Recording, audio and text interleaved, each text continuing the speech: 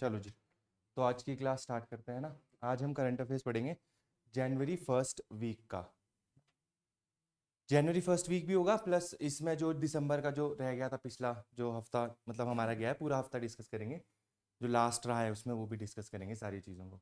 देखो, तो सबसे पहली जो न्यूज़ है हमारी वो है India clear Dulhasti 2 hydro power project, है ना। और पाकिस्तान ने इस पर प्रोटेस्ट किया होगा। तो देखो यहाँ से ना एक चीज़ आपको दिमाग में खड़कनी चाहिए कि ये जो है पाकिस्तान प्रोटेस्ट क्यों कर रहा है, इसके पीछे क्या रीजन हो सकता है प्रोबेबल। कौन सी ट्रीटी हो सकती है? इंडस वाटर ट्रीटी, है ना। हमने इसके बारे में पढ़ रखा है पहले भी, है ना। इंडस वाटर ट्रीटी के तहत क्या क्या होता है बताओ। पहली चीज क्या है इंडस वाटर ट्रीटी में? कि जो रिवर्स का डिवीजन किया गया हुआ है ना। तो कुछ रिवर्स जो है किसको दे दी गई है? पाकिस्तान को दे दी गई है, और कुछ रिवर्स इंडिया को दे दी गई है। पाकिस्तान को कौन कौन सी रिवर्स है? ICJ, international court of justice है। इससे याद रखना है भाई, इंडस, चिनाब और झेलम का पूरा हक किसको दिया गया है? पाकिस्तान को दिया गया है। और इंडिया को सतलुज, ब्यास और रावी। ठीक है, ये हमारे पास है ना। इन रिवर्स का हक हमारे पास है। मतलब क्या है इसमें कि ये जो रिवर्स हैं इंडस, चिनाब और झेलम, इन पे हम लार्ज हाइड्रो पावर प्रोजेक्ट्स नहीं बना सकते हैं, है ना। इन पे हम क्या बना सकते हैं? बना तो सकते हैं हम हाइड्रो पावर प्रोजेक्ट्स, पर कौन से हाइड्रो पावर प्रोजेक्ट्स बना सकते हैं? Run of the river, run of the river hydro power projects बना सकते हैं। इसका क्या मतलब होता है कि भाई run of the river hydro power project का क्या मतलब होता है? यस, यस यस, डैम उसमें नहीं बनाया जाएगा, बस जो उसका फ्लो होगा वाटर का, उसी से हम क्या करेंगे, कोशिश करेंगे कि इलेक्ट्रिसिटी जनरेट करें। मतलब अगर करेंगे भी तो इतना ज्यादा स्टोर नहीं करेंगे, बहुत ज्यादा, जैसे बाकड़ा डैम देखते हो इतना ज्यादा स्टोर किया हुआ है वाटर, वैसा स्टोर नहीं करेंगे। क्यों? क्योंकि इन रिवर्स का हक उनको दिया गया है, प्लस अगर इन रिवर्स के पानी पे हम बड़े बड़े डैम्स बनाएंगे तो उससे प्रॉब्लम हो सकती है, वहां पे वाटर क्राइसिस हो सकती है। स्पेसिफिकली जब ड्राई स्पेल्स होते हैं, ड्राई सीजन में वहां पे प्रॉब्लम हो सकती है वाटर की। इसीलिए ये ट्रीटी साइन की गई है ना। पहले तो ये चीज पता होनी चाहिए कि ये साइन की गई है ट्रीटी, ठीक है। अब यहाँ पे दूसरी चीज क्या है जो इंपॉर्टेंट है, वो है ये 3 रिवर्स। इन रिवर्स पे क्या है, हम जो भी चाहें कर सकते हैं, है ना। लार्ज हाइड्रो पावर प्रोजेक्ट्स बनाना हो, जो मर्जी करना हो। अभी हमने क्या किया है, ये जो दुलस्ती हाइड्रो पावर प्रोजेक्ट है, ये है आपका कौन सी रिवर पे? चिनाब रिवर पे। चिनाब का हक किसको दिया गया है? देखो, पाकिस्तान को दिया गया है ना। पाकिस्तान को दिया गया है, तो पाकिस्तान क्या करेगा?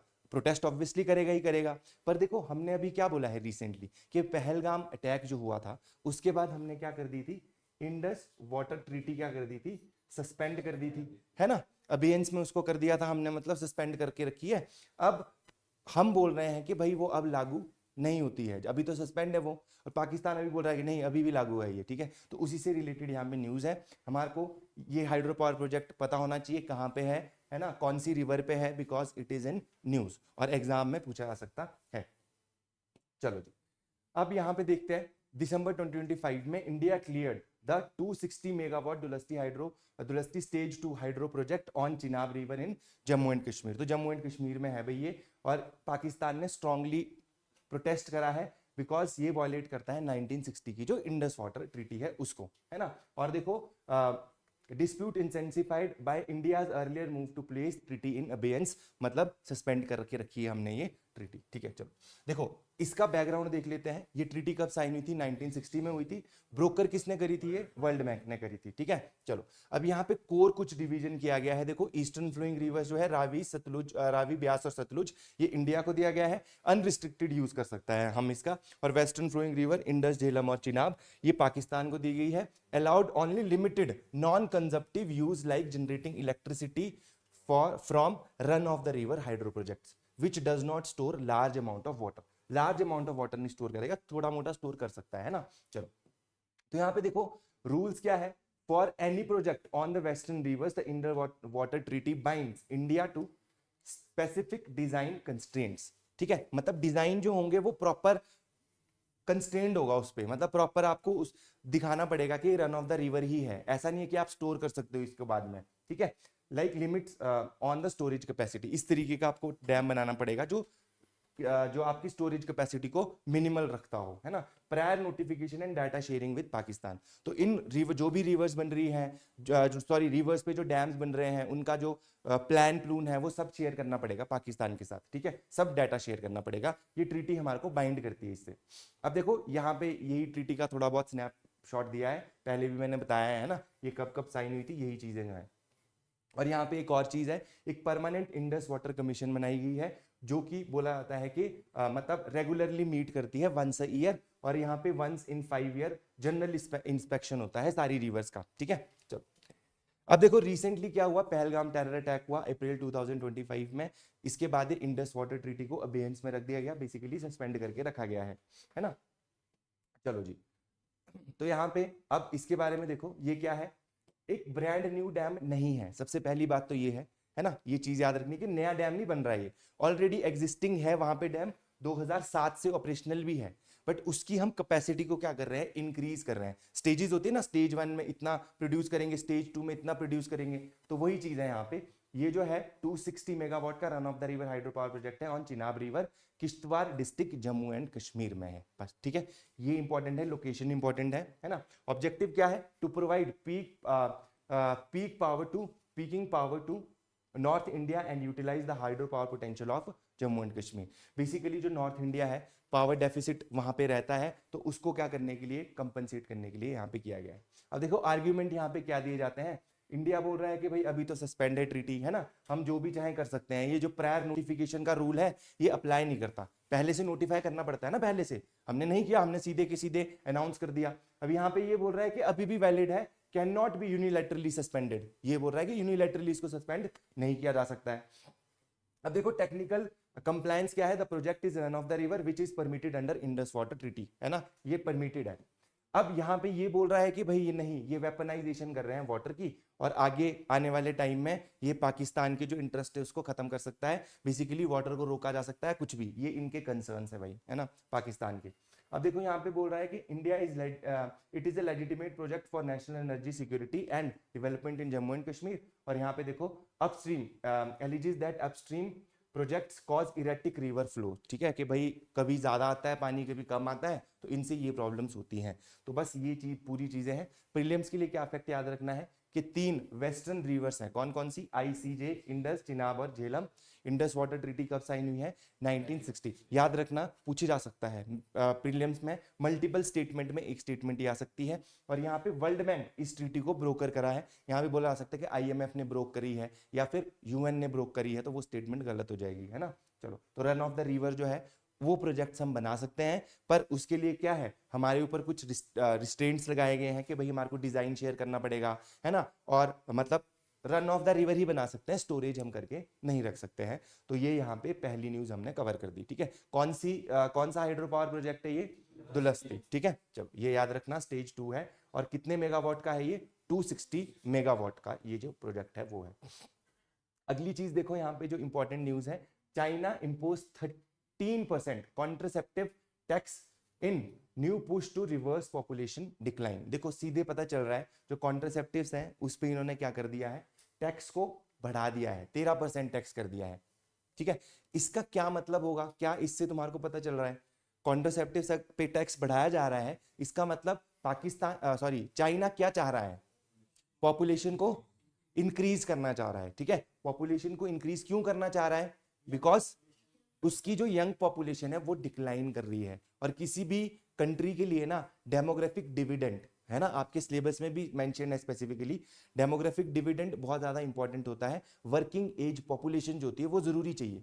फॉर एग्जांपल जैसे जापान है, जापान अभी अपने ओल्ड, है ना, इसके पास डेमोग्राफिक डिविडेंड नहीं है इतना, तो वो इंसेंटिव देता है, वो क्या करता है, इंसेंटिव देता है कि आओ जापान में काम करो, क्योंकि जापान की जो पॉपुलेशन है वो डिक्लाइनिंग उसमें है।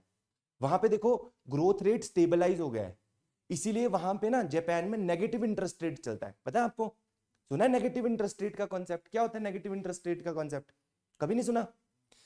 जापान में अगर आपको बैंक में पैसे रखने हैं ना तो नेगेटिव इंटरेस्ट रेट लगेगा। इसका क्या मतलब हो गया, कि बैंक पैसे लेगा आपसे क्या करने के लिए, स्टोर करने के लिए पैसे कुछ %। ये क्यों किया जाता है, ताकि लोग पैसा बैंक में सेव ना करें, वो क्या करें, इन्वेस्ट करें, यूज करें पैसे को। और जब पैसा सर्कुलेशन, जब मनी की बढ़ती है तभी तो डेवलपमेंट होती है ना। गवर्नमेंट के पैकेजेस भी तो होते हैं। जब जैसे मान लो इकोनॉमिक बिल्कुल डिक्लाइन आया, उस टाइम पे गवर्नमेंट क्या करती है, पैकेजेस अनाउंस करती है कि हम इतना पैसा मार्केट में पुट इन कर रहे हैं, ये हाईवे बना देंगे, वो कर देंगे, जिससे इंप्लॉयमेंट जनरेशन हो, मल्टीप्लायर इफेक्ट हो, ताकि डेवलपमेंट बढ़े, जीडीपी बढ़े, है ना। तो ये सारी चीजें, तो यहाँ पे देखो डिक्लाइन कर रही है पॉपुलेशन चाइना में, और चाइना को है कि भैया पॉपुलेशन क्या करनी है, बढ़ानी है। पहले चाइना ने ही क्या किया था, आपका पॉपुलेशन के लिए रिस्ट्रिक्ट 1 चाइल्ड पॉलिसी यहाँ पे थी। अगर कोई 2 चाइल्ड करता था तो उसके ऊपर पेनल्टीज वगैरह लगाई जाती थी, उसको जो कुछ सोशल सर्विस स्कीम्स है उनसे बाहर कर दिया जाएगा, इस तरह की चीजें।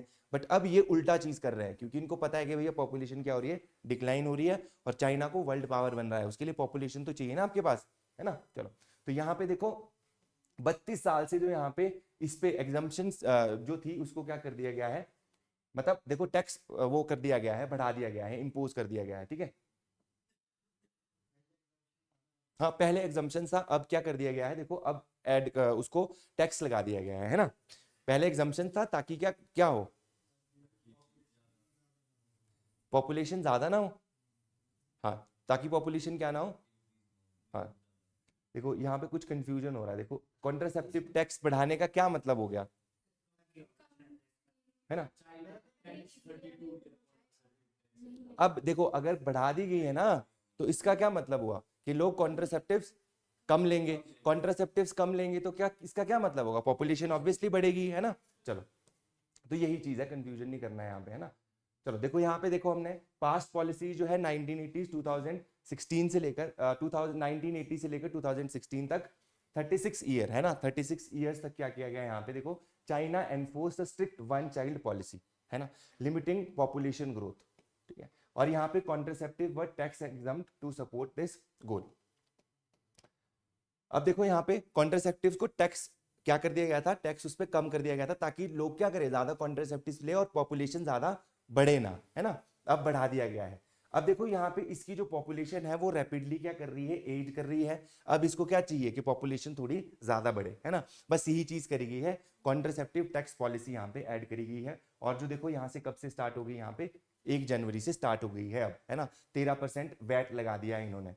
अब यहाँ पे क्या किया गया है, टैक्स रिबेट्स दिए जा रहे हैं उन लोगों को जो ज्यादा बच्चे पैदा करेंगे। अब यहाँ पे कितने बच्चे अलाउड है करना, 3, ठीक है, तो 3 चाइल्ड अब अलाउड है, करंट चाइल्ड जो लिमिट है वो 3 है। और जो ज्यादा बच्चे पैदा करेगा उसको इंसेंटिव्स दिए जाएंगे, इंसेंटिव जैसे कि जॉब्स में कुछ वो दिया जाएगा, कुछ टैक्स रिलैक्सेशन दी जाएगी, जो बच्चों की फीस थोड़ी कम कर दी जाएगी, ताकि जो फैमिली को पालने का जो खर्चा है वो क्या हो जाए, कम हो जाए, ठीक है। चलो, तो ये सारी चीजें हैं। बट देखो ये चीज ना थोड़ी ना अजीब सी है, जब एक बार ना, एक तो एजुकेशन जब बढ़ जाती है ना, तो आपकी टेंडेंसी होती है कि आप क्या करो, कम बच्चे पैदा करो, ठीक है। ये स्टडी प्रूवन स्टडी है। जैसे अभी ना एलाइड का एग्जाम हुआ था, एलाइड के एग्जाम में क्वेश्चन आया था कि जो चेंजिंग नेचर है मैरिज का, है ना, जो फैमिली में इस तरीके का कुछ क्वेश्चन था, तो उसमें ना एक रिसेंटली रिपोर्ट आई थी कि जो मैरिजेबल एज है ना वो क्या हो रही है, बढ़ रही है, आगे जा रही है।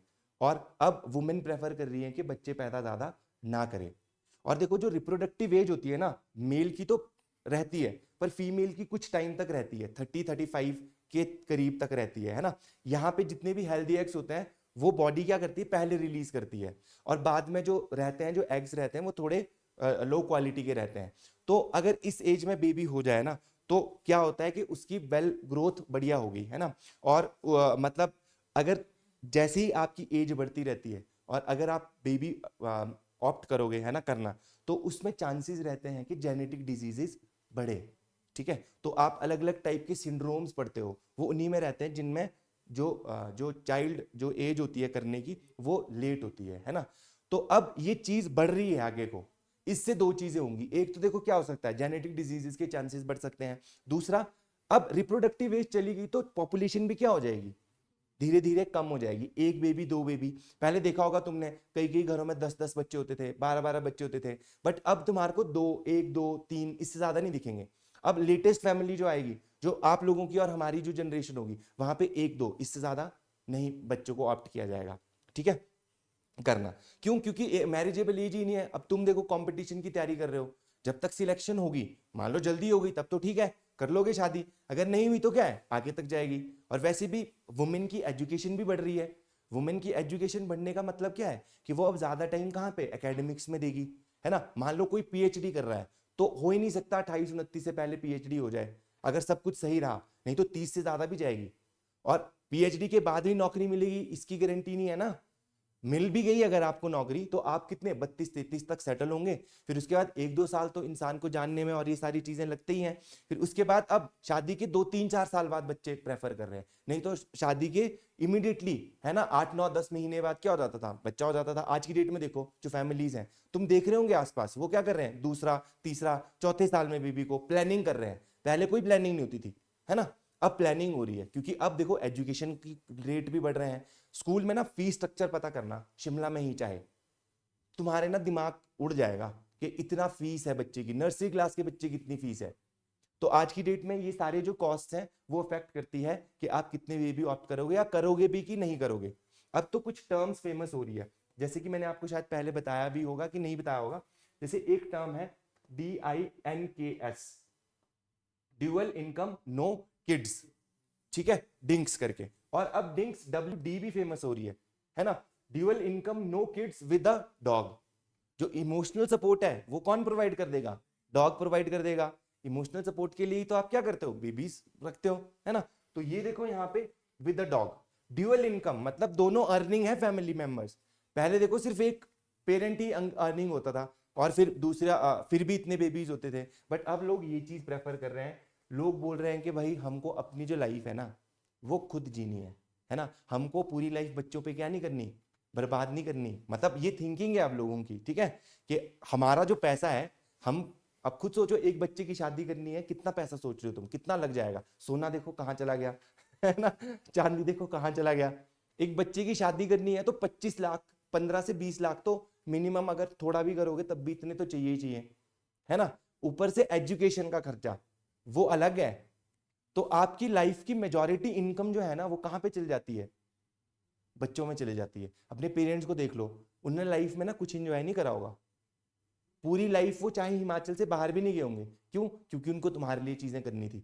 तो अब जो जनरेशन है उसको लग रहा है कि नहीं भाई, हम तो पूरी दुनिया घूमेंगे, जिंदगी तो एक ही है, अब अगला जन्म मिलता है कि नहीं मिलता, और हमारे को पिछले जन्म का थोड़ी भी पता कि क्या होगा, है ना। तो लोग अब ये चीज प्रेफर कर रहे हैं। और ये जो टर्म्स है ना, ये आपके आंसर्स में दिखनी चाहिए, समझ रहे हो। ये जो टर्म्स हैं कि आज की डेट में ये सारी चीजें चल रही है सोसाइटी पे, जब आपके HS में क्वेश्चन आएगा या अलाइड NT में क्वेश्चन आएगा, तो यहां से ही आपको क्या मिलेंगे, एक्स्ट्रा मार्क्स मिलेंगे। क्योंकि जो धुरंधर है ना बैठे हुए ऑलरेडी सर्विसेज में, वो भी है फाइट में, समझ रहे हो। तो वो भी क्या करेंगे, है ना, उनको कैसे बीट कर सकते हो, नई नई टर्म्स, अपना आंसर राइटिंग स्टाइल थोड़ा चेंज करके, करंट अफेयर्स को ज्यादा इनकॉर्पोरेट करके, है ना। चलो, तो ये सारी चीजें यहाँ पे हैं। बस थोड़ा याद रखने की ये बात है कि 2016 तक, 1980 से यहाँ पे 1 चाइल्ड पॉलिसी थी। उसके बाद इन्होंने देखा कि नहीं भाई बहुत डिक्लाइन कर रही है पॉपुलेशन, डिक्लाइन कर रही है पॉपुलेशन, तो हमको क्या करना पड़ेगा, अब बच्चों को और ज्यादा अलाउ करना पड़ेगा, ठीक है। बट जो वो होता है ना, क्या बोलते हैं, नेचर चेंज करना किसी का बड़ा मुश्किल होता है वो। इसके बाद अगला है आपका प्रलय मिसाइल, ठीक है, इसके बारे में देखते हैं, प्रलय मिसाइल के बारे में। जो DRDO है देखो, जो defence research and development organisation जो है, फाइनल यूजर ट्रायल कर लिए हैं भाई आपके इंडिजिनस प्रलय क्वाजी बैलिस्टिक मिसाइल के, ठीक है। क्वाजी बैलिस्टिक है मतलब कुछ बैलिस्टिक फीचर्स भी हैं इसमें। और ये क्या है, इंडिजिनस है। इंडिजिनस का मतलब क्या होता है कि भाई आत्मनिर्भर, अपनी कंट्री में बनाई गई है, मेड इन इंडिया, है ना। चलो, तो ये चीज यहाँ पे बोली गई है। अब देखो वाया अ सेल्वो लॉन्च, ठीक है। सेल्वो लॉन्च का मतलब क्या होता है, मल्टीपल, है ना, firing multiple missile in quick succession almost simultaneously, एक साथ मिसाइल्स को जब फायर करना होता है ना, उसको बोला जाता है ये।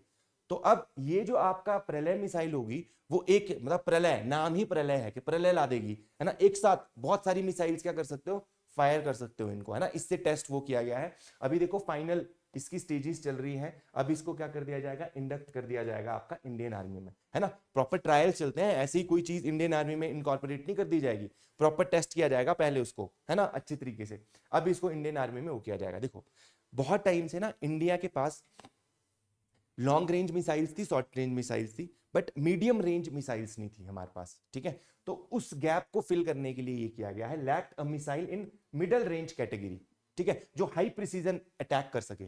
तो उसके लिए ये वाली कौन सी होगी, प्रलय मिसाइल। याद रखना है कि ये मीडियम रेंज कैटेगरी की मिसाइल है ना। चलो, तो इसके बाद देखो इंडिजिनस है, सॉलिड फ्यूल्ड है, कि जो फ्यूल होगा इसमें क्या यूज होगा, सॉलिड फ्यूल होगा, है ना। क्वाजी बैलिस्टिक मिसाइल है। डेवलप किसने करी है, DRDO, led by research centre इमारत, ठीक है, इसने ये कर रखा है। क्वाजी बैलिस्टिक टेक्नोलॉजी है, इसमें देखो क्या होता है, flying lower and capable of in flight maneuver. इन देखो लोअर फ्लाइट करेगी, बैलिस्टिक मिसाइल कैसे फायर करती है पता है, बैलिस्टिक मिसाइल और क्रूज मिसाइल में डिफरेंस। हाँ, और जो क्रूज मिसाइल होती है, देखो क्रूज मिसाइल और इसमें डिफरेंस देख लो। जो क्रूज मिसाइल है ना, क्रूज मिसाइल क्या करती है, इस तरीके से मैन्यूवर करती है ना, जैसे इस बिल्डिंग के ऊपर से भी ऐसे ऐसे मैन्यूवर करके चली जाएगी। जो बैलिस्टिक मिसाइल होती है बेसिकली ये इनसाइड द एटमॉस्फेयर मूव करती है, और जो बैलिस्टिक मिसाइल होती है वो एटमॉस्फेयर से बाहर जाती है, ट्रोपोस्फेयर से बाहर जाएगी, है ना। जैसे आप कोई बॉल फेंकते हो ना, कैच जाता है जैसे, वैसे एटमॉस्फेयर से बाहर जाएगी, यहां तक इसमें एनर्जी लगेगी पहुंचाने में। इसके बाद किस उसमें गिरेगी, ग्रेविटी के इंपैक्ट से, और इस तरीके से कैलकुलेशन की गई होगी कि जिस टारगेट को हिट करना है उस टारगेट को हिट किया जाएगा। एटमॉस्फेयर से बाहर जाया जा रहा है तो इसका मतलब क्या है कि ये लॉन्ग रेंज मिसाइल है ना। अगर नजदीक फेंकना है आपको कोई थ्रो तो क्या करोगे, है ना, तो ऐसे फेंकोगे ना, ऐसे थोड़ी फेंकोगे ऊपर, समझ रहे हो। तो ये चीज है, इस तरीके से इसकी ट्रेजेक्टरी होती है। तो ये इस तरह की जो मिसाइल्स होती है बैलिस्टिक मिसाइल्स, वो होती है इंटरकॉन्टिनेंटल बैलिस्टिक मिसाइल्स बोला जाता है। इंटरकॉन्टिनेंटल का मतलब एक कॉन्टिनेंट से दूसरे कॉन्टिनेंट तक, जैसे एशिया से अफ्रीका तक फायर कर देगी, यूरोप तक टारगेट कर देगी, है ना, ये होती है बैलिस्टिक मिसाइल। फॉर एग्जांपल हमारी अग्नि सीरीज ऑफ मिसाइल हो गई, समझ रहे हो, अग्नि मिसाइल सुना है ना अग्नि का नाम।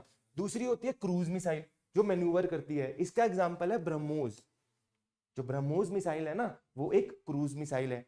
अब ये क्या है, एक क्वाजी बैलिस्टिक मिसाइल है, मतलब ये क्या करेगी, जाएगी, मतलब मिडिल रेंज की है, थोड़ा मैन्यूवरिंग कैपेबिलिटीज भी है इसमें, और इतना ऊपर भी नहीं जाएगी, समझ रहे हो, मिडिल रेंज की है, समझ गए। जैसे दूर फेंकनी है कोई चीज तो ऐसे फेंकोगे, यहाँ पे नजदीकी कोई हिट करना है तो ऐसे करोगे, यहाँ जैसी फेंकनी है तो इस तरीके से ट्रेजेक्टरी होगी ना, ऐसे थोड़ी भी जाएगा ऊपर से, समझ रहे हो। तो इस तरीके से यहाँ पे इसकी ट्रेजेक्टरी होगी। चलो जी, ये चीज हमने देख ली, फ्लाइंग कैपेबिलिटी, ठीक है। ये देखो मैन्यूवर होगा, flight path that is mostly ballistic but include limited guidance and manoeuvring. देखो होगा तो बैलिस्टिक जो होता है मिसाइल का, है ना, इस तरीके से जो जाता है, बट मैन्यूवर इसमें पॉसिबल है कि बीच में क्या हो, अगर मान लो टारगेट चेंज हो जाए, अपनी पोजीशन चेंज कर ले, तो अपनी पोजीशन चेंज करके ही उसको हिट कर लेगा, है ना। मैन्यूवरिंग का सिंपल एग्जांपल ये होता है कि जैसे तुमने मूवीज में देख रखा है ना, वो एयरप्लेन के पीछे मिसाइल जा रही होती है, और जहां जहां वो जा रही होती है उसी के पीछे, उसको बोलते हैं कि वो टारगेट लॉक कर देगी और फिर फायर एंड फॉरगेट टेक्नोलॉजी पे काम करेगी, कि भाई एक बार फायर कर दो, फॉरगेट फिर करो, है ना, उसके बाद भूल जाओ, अब खुद काम कर लेगी वो अपना। अब देखो ये यहाँ पे चीजें करेगी, स्पेसिफिकेशन, रेंज इसकी कितनी है, 150 से लेकर 500 किलोमीटर तक के टारगेट को हिट कर सकती है ये, है ना। तो रेंज भी याद रखना कैसी है, एक क्वाजी बैलिस्टिक मिसाइल है, मोस्टली ये बैलिस्टिक पाथ फॉलो करेगी जो बैलिस्टिक मिसाइल वाला, बट थोड़ी बहुत मैन्यूवरिंग कैपेबिलिटीज भी इसके पास होती है।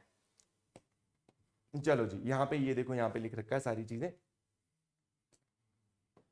चलो देखो, हाई प्रिसीजन है, देखो यहाँ पे इसका 10 मीटर से 10 मीटर का इसका प्रिसीजन रेंज होगी, है ना। इसके अराउंड ये क्या कर देगी, मतलब होता है ना जैसे जीपीएस में भी होता है कि इतने मीटर का गैप होता है, जहां पे आप एग्जैक्टली होंगे, प्रॉपर एग्जैक्ट वो नहीं बताएगा, थोड़ा सा बताता है। जैसे देखा है आपने, उसमें गोलू सा लगा होता है, एक होता है ऐसा गोला, कई जगह देखना तुम ना, इस तरीके से दिखा रहा होता है वो, है ना, पूरा अराउंड में ब्लू कलर का एरिया के इस अराउंड एरिया में आप कहीं हो, तो इस तरीके की इसकी जो कैपेबिलिटी होगी वो, समझ गए।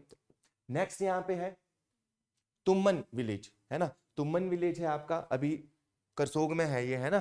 तुम्मन विलेज, मंडी डिस्ट्रिक्ट, हिमाचल प्रदेश ऑब्वियसली, है ना। चलो, तो 78 ईयर्स के बाद यहाँ पे क्या आई है, बस आई है, पब्लिक ट्रांसपोर्ट आया है 78 ईयर्स। सोचो ऐसी जगहें भी हैं जहां पे अभी तक क्या नहीं है, रोड नहीं पहुंचे। और ये सिर्फ ऐसा नहीं होगा कि लास्ट गांव होगा जहां तक सड़क पहुंची होगी, अभी भी बहुत गांव ऐसे हैं जहां तक सड़क नहीं है, लोग क्या आते हैं, पैदल आते हैं, अभी भी सड़क है ही नहीं, है ना। तो ये देखो, मतलब एक तरह से आयरनी की बात भी है कि अभी पहुंच रहा है 78 साल बाद यहाँ पे रोड तो चलो है, बनाया गया होगा, बट बस की फैसिलिटी अभी स्टार्ट हुई है और लोगों ने भाई बड़े अच्छे से इसको सेलिब्रेट करा। आपने वीडियो भी देखी होगी शायद इसकी, अगर नहीं देखी है तो देख लेना, है ना। प्रॉपर स्वागत के लिए इन्होंने वहां पे फूल बरसाए गए बस पे कि एटलीस्ट गांव में बस तो पहुंची। जहाँ की आज की डेट में इतनी सारी बसें चल रही है तुम्हारे सामने, तो फर्क ही नहीं पड़ रहा, तुम इरिटेट हो रहे हो यार इतनी बसें क्यों चल रही है। यहाँ पे इन लोगों के लिए क्या इंपॉर्टेंट है, इन लोगों के लिए बस आ रही है, वो इनके लिए बहुत बड़ी चीज है कि वाह चलो हमारा गांव भी फाइनली कनेक्टेड हुआ। स्कूल के लिए बच्चों को जाना है पैदल जाओ, हॉस्पिटल के लिए जाना है पैदल जाओ, है ना। तो ये सारी चीजें अब क्या है, नहीं होंगी। तुमन गांव है, विलेज, अभी न्यूज में था, तो क्या पता एग्जाम में पूछा जाए। ठीक है, चलो यहाँ पे देखो अभी चलिए, मतलब यहाँ पे कुछ 2.7 किलोमीटर का रोड बनाया गया था, इससे था इससे 2.7 किलोमीटर दूर तक थी कनेक्टिविटी, बट यहाँ तक अब पहुंची है, बस चलाई गई है ना, HRTC ऑब्वियसली इसको चलाएगी। इससे पहले भी देखो यहाँ पे एक विलेज था, तलाईहन करके एक विलेज था यहाँ पे, 2 साल पहले ही यहाँ पे 2023 में इसको क्या मिली है, बस फैसिलिटीज मिली है, इसको कनेक्ट करा गया है ना। तो ऐसा नहीं है कि अभी यही विलेज था, अभी बहुत विलेज रह गए हैं और भी। ठीक है, चलो आगे देखो, India record 166 tiger deaths in 2025। क्या रीजन हो सकता है भाई। देखो यहाँ पे बोला गया है कि इंडिया ने जो जो यहाँ पे डेथ्स है टाइगर्स की, वो क्या हो रही है, बढ़ रही है। तो इसके पीछे क्या रीजन हो सकते हैं, आपको क्या लगता है कि क्या होगा इसके पीछे रीजन, जबकि इंडिया तो इतना अच्छा कर रहा है ना, टाइगर के मामले में कितने सही चीजें कर रहा है इंडिया, और मैक्सिमम पॉपुलेशन भी यहीं पे ही है आपकी। फिर क्या ऐसे रीजंस होंगे जिसकी वजह से इनकी पॉपुलेशन डिक्लाइन कर रही है।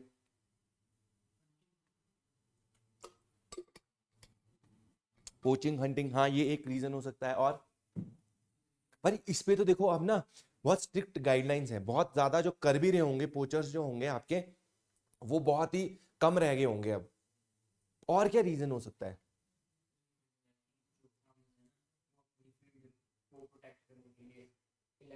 Yes yes yes, that is very, ये बहुत अच्छा पॉइंट बोला कि अपने जो एरिया को प्रोटेक्ट करने के लिए है, फसल को प्रोटेक्ट करने के लिए कई बार इलेक्ट्रिक शॉक्स वाले वो लगा देते हैं, उससे भी काफी टाइगर्स की डेथ हो रही है। बेसिकली ये किस में आएगा, मैन एनिमल कॉन्फ्लिक्ट, एक रीजन ये हो गया। और क्या रीजन हो सकता है, और हो सकता है कुछ, क्या राइजिंग पॉपुलेशन ऑफ टाइगर भी रीजन हो सकता है टाइगर की डेथ्स का। कैसे मतलब मतलब देखो ना, यहाँ पे क्या है कि जब टाइगर है ना, वो अपनी टेरिटोरियल होते ही है ये, है ना। तो अब क्या करेंगे, ये अपनी टेरिटरी के लिए क्या करेंगे, आपस में लड़ाइयां करेंगे कि भाई मेरी टेरिटरी है, समझ रहे हो। तो ये अपना सेंट भी तो छोड़ते हैं सब जगह, है ना। जैसे डॉग भी हर जगह तुम्हारे को सुसु करते दिखते हैं, वो क्या कर रहे होते हैं, अपनी टेरिटरी मार्क कर रहे होते हैं भाई वो, है ना। चलो तो ये भी यही करते हैं अपनी टेरिटरी मार्क करने के लिए कि भाई ये इसकी टेरिटरी है। अब इसमें क्या होगा कि एक, है ना, कि इस शहर में सिर्फ एक ही गुंडा हो सकता है बस वही है ये। अब इस चक्कर में ये मारे जा रहे हैं बेचारे।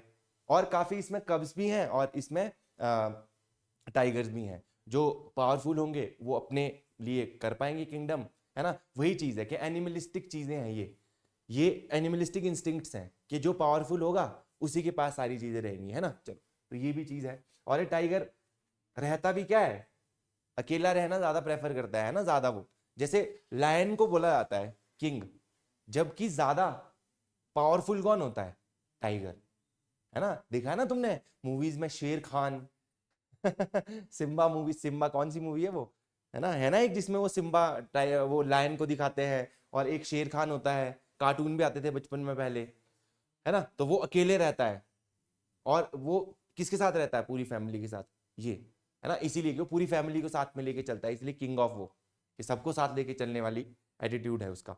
पर ये क्या रहता है, अकेला, लोन, है ना, लोन वुल्फ तो क्या, लोन टाइगर चलो तो यहाँ पे देखो 166 टाइगर की डेथ्स हुई है, जो कि बहुत बुरी न्यूज है ना। नेशनल टाइगर कंजर्वेशन अथॉरिटी ने ये डाटा निकाला है।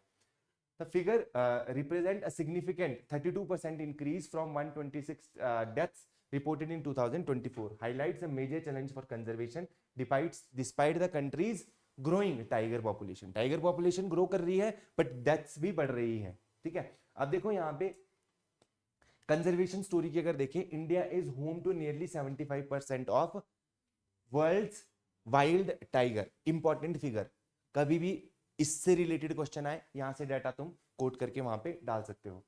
2023 में all India tiger estimation shows population of 3682 tigers. ये भी पूछा जा सकता है कि कितने टाइगर्स की पॉपुलेशन है, तो ये ऑफिशियल फिगर है 3682 टाइगर्स हमारे वहां पे है ना, 3682 है ना, या 3682, ये आप कर सकते हो। इंक्रीज हुए हैं, पहले 2900 के करीब थे है ना, अब 2018 में अब बढ़ के 3682 हो गए हैं। अब देखो this is a result of effective legal protection, है ना, जो कि किसके अंडर दी गई है, देखो वाइल्ड लाइफ प्रोटेक्शन एक्ट, और प्रोजेक्ट टाइगर भी चलाया गया है ना, टाइगर रिजर्व्स इतने सारे हमारी कंट्रीज में बने हैं, तो उन इन कंजर्वेशन एफर्ट्स की वजह से ये सारी चीजें हुई हैं। बट देखो यहाँ पे क्या हो रहा है, वेट अब देखो यहाँ पे इंटेंस प्रेशर क्रिएट हो रहा है। देखो इसके रीजंस यहाँ पे देखो, यहाँ पे देखते हैं, थोड़ा डाटा भी देख लो। टोटल डेथ्स जो है 166 है, इंक्लूडिंग 31 कब्स। ये यहाँ पे स्टेट वाइज दिया गया है कि इतना है। देखो इतना इंपॉर्टेंट नहीं होता है, जस्ट दिखाने के लिए कि भाई ये यहाँ पे इतना हो रहा है। सबसे ज्यादा डेथ्स कहाँ पे हुई है, मध्य प्रदेश में हुई है, ऑब्वियसली यहीं पे होगी क्योंकि सबसे ज्यादा पॉपुलेशन भी यहीं पे ही है ना। चलो तो ये चीज ध्यान रखना, 166 टाइगर्स की डेथ हुई है, और प्राइमरी कॉजेज क्या है, नेचुरल कॉजेज, जैसे कि particularly in high density areas like Madhya Pradesh, tiger fights over limited space. Second poaching reason है, और थर्ड इलेक्ट्रोक्यूशन भी एक रीजन है मैन एनिमल कॉन्फ्लिक्ट का, ठीक है। देखो 7 deaths were reported due to electrocution, often linked to human wildlife conflict near forest fringes, ठीक है। तो यहाँ पे ये सारी चीजें होती हैं। अब देखो यहाँ पे एक इंपॉर्टेंट बॉडी है जिसका नाम है नेशनल टाइगर कंजर्वेशन अथॉरिटी। ये इंपॉर्टेंट है, इससे रिलेटेड पहले भी बहुत क्वेश्चन आए हैं। तो ये एक स्टैट्यूटरी बॉडी है, मतलब एक कानून से इसको बनाया गया है ना। और कौन से कानून से बनाया गया है, वाइल्ड लाइफ प्रोटेक्शन एक्ट। तो वाइल्ड लाइफ प्रोटेक्शन एक्ट ने ही इस बॉडी को बनाया है। अब दूसरी चीज कब बनाया गया, 2005 में बनाया गया as a part of Project Tiger. इसके बाद अगर मिनिस्ट्री देखे तो कौन सी मिनिस्ट्री है भाई इसकी, ministry of environment, forest and climate change. और इसके जो चेयरपर्सन होते हैं वो भी कौन होते हैं, मिनिस्टर ऑफ एनवायरमेंट, ठीक है। तो मिनिस्टर ऑफ एनवायरमेंट इसके चेयरपर्सन होते हैं। Vice chairperson minister of states होते हैं ना, अलग अलग टाइप के मिनिस्टर है ना, प्राइम मिनिस्टर, कैबिनेट मिनिस्टर। उसके बाद कौन आता है, उसके बाद आते हैं अपने काउंसिल ऑफ मिनिस्टर में, और कौन आता है, minister of states. Minister of states में किसी को इंडिपेंडेंट चार्ज होता है ना, किसी को अटैच्ड मिनिस्टर्स बोला जाता है, ठीक है। तो इस तरीके से जो मिनिस्टर ऑफ स्टेट्स होंगे वो भी इसमें आएंगे। काम क्या होता है, implement and monitor project tiger, approve tiger conservation plans, जो स्टेट के टाइगर कंजर्वेशन प्लान होते हैं इनको वो करना, अप्रूव करना। Protection of tiger habitat corridors, address करना ह्यूमन जो टाइगर कॉन्फ्लिक्ट्स होता है उसको, और फंडिंग्स वगैरह को, इन सारी चीजों को ओवरसी करना, ठीक है। इंपॉर्टेंट बॉडी है, वाइल्ड लाइफ प्रोटेक्शन एक्ट के तहत बनाई गई है, 2005 में बनाई गई है, और इसका चेयरपर्सन जो होता है वो यूनियन मिनिस्टर ऑफ एनवायरमेंट होते हैं। यहाँ पे प्रीलियम से रिलेटेड कुछ फैक्ट्स हैं, उन फैक्ट्स को देख लो यहाँ पे कि टाइगर्स की टोटल डेथ कितनी हुई है, देखो 166। टाइगर की पॉपुलेशन कितनी है 2022 के एस्टिमेट के हिसाब से 3682, है ना। इंडिया ग्लोबल शेयर कितना है, 75% ऑफ वर्ल्ड के जो वाइल्ड टाइगर्स होते हैं वो कहाँ रहते हैं, इंडिया में रहते हैं। और हाईएस्ट मोर्टेलिटी स्टेट जो है वो कहाँ है, मध्य प्रदेश है, ठीक है। चलो जी, टाइगर कंजर्वेशन अथॉरिटी यहाँ पे की अथॉरिटी है। अब आगे नेक्स्ट जो न्यूज है हमारी वो है सूरत से, है ना। सूरत ने यहाँ पे क्या करा है भाई, इंडिया की फर्स्ट जो सिटी बनने वाली है, जो क्या होगी आपकी, स्लम फ्री होगी, ठीक है। चलो, Surat sets to become India's first slum free city. देखो इस तरह के क्वेश्चंस आते हैं कि कौन सी सिटी है जो अभी रिसेंटली स्लम फ्री बनी है। सूरत किस चीज के लिए फेमस है किसी चीज के लिए, टेक्सटाइल के लिए भी है, और डायमंड के लिए, ठीक है। तो इसको क्या बोला जाता है, डायमंड कैपिटल भी बोला जाता है, ठीक है। इतना यहाँ पे सूरत के व्यापारी, हीरो के व्यापारी बहुत ज्यादा क्या है, फेमस है ना, Gujarat. Becoming the world first fully slum free city. अब ये अचीवमेंट देखो यहाँ पे, sustained urban planning, effective policy implementation, in situ development. यहाँ पे क्या किया गया है, जो स्लम्स थे उनकी जगह पे परमानेंट पक्के हाउसेज बनाए गए हैं, परमानेंट हाउसेज बनाए गए हैं रेजिडेंट्स जो यहाँ पे है उनके लिए, ठीक है। तो स्लम को क्लियर करके ये चीज करी गई है। सूरत को डायमंड कैपिटल भी बोला जाता है, और टेक्सटाइल हब है ये, है ना, एक टेक्सटाइल हब भी है, but more famous for diamond, है ना। हाँ जी, चलो नेक्स्ट देखो यहाँ पे ऑपरेशन मिलाप। ठीक है, ऑपरेशन मिलाप। ऑपरेशन मिलाप रिसेंटली न्यूज में था, दिल्ली पुलिस का इनिशिएटिव है। यहाँ पे क्या किया है इन्होंने, जैसे लोग खो जाते हैं ना, पोस्टर्स लगे होते हैं कि भाई इसको ढूंढ लो, तो दिल्ली पुलिस ने कुछ तो अच्छा काम करा है ना, कि एटलीस्ट जो बिछड़े हुए लोग थे उनको अपनी फैमिली से मिला दिया। ठीक है, चलो, तो बस ये ऑपरेशन मिलाप है, इसको थोड़ा बहुत ध्यान में रखना कि भाई दिल्ली का इनिशिएटिव है, जिसमें जो पुलिस है दिल्ली की उसने क्या करा है, यहाँ पे 1303 मिसिंग पर्संस को क्या करा है यहाँ पे मिलाया है, जिसमें कि 434 आपके चिल्ड्रंस और 869 अडल्ट्स थे, है ना, in the city south west district over the past year. एक साल में इतना यहाँ पे काम किया गया है। जो हो जाता है ना, खो जाते हैं कुछ लोग, जैसे आप भी दिल्ली चले गए ना, अगर पहले नहीं गए हो तो चांसेस है कि खो जाओ, बट अगर फोन है तो जैसे ही फोन ऑफ हुआ आप खो गए फोन ऑफ हो गया तो खो गए भाई, क्योंकि आपको आपकी जिंदगी कैसे चल रही है, अब मैप्स पे चल रही है, गूगल मैप्स पे हर जगह पे पहुंच जा रहे हो। किस वजह से पहुंच जा रहे हो, गूगल मैप्स। पहले देखो जब दिल्ली जाते थे तो, है ना, कई बार क्या होता था कि जैसे मान लो तुम्हारे को ना, तुम यहाँ पे खड़े हो, तुम्हारे को बस यहाँ जाना है, पर तुम्हारे को पता ही नहीं है कि वो जगह यहाँ है, तो ऑटो वाला तुम्हारे को बोलेगा जी लगेंगे 500 रुपए, फिर वो क्या करेगा, ऐसे डिजाइन ऐसे से घुमा घुमा के ऐसे से फिर के करके तुम्हारे को यहाँ छोड़ देगा। फिर तुम्हारे को थोड़ी देर बाद रियलाइज होगा, यार मैं तो उस पार खड़ा था ये तो यहाँ पे छोड़ गया, है ना। तो ऐसा होता है कई बार, जैसे हमारे साथ भी कई एक बार हुआ, जैसे हम स्टार्टिंग में जब नहीं था दिल्ली की इतनी नॉलेज, या उस टाइम पे था भी वैसे नॉलेज, वैसे क्या ही बोलना है ना, थी भी नॉलेज, पर उस टाइम पे था कि अक्षरधाम स्टेशन था एक, है ना, तो वहां से मंदिर बिल्कुल ऐसे था, जैसे ये जगह है, यहाँ पे मेट्रो स्टेशन है, यहाँ पे क्या है, मंदिर है। अब यहाँ पे ऑटो वाला है, हमको लगा थोड़ा दूर होगा, तो ऑटो वाला ले लिया हमने, ऑटो वाला हमारे को घुमा के ले गया भाई, और फिर यहाँ से लेके आया, यहाँ पे उतार दिया, और फिर जब आते हमने देखा यहाँ पे बोर्ड लगा मेट्रो स्टेशन दिस साइड 4 कदम में मेट्रो स्टेशन था, वो पैसे ले गया हमसे इतने सारे, है ना, घुमा फिरा के ले गया वो।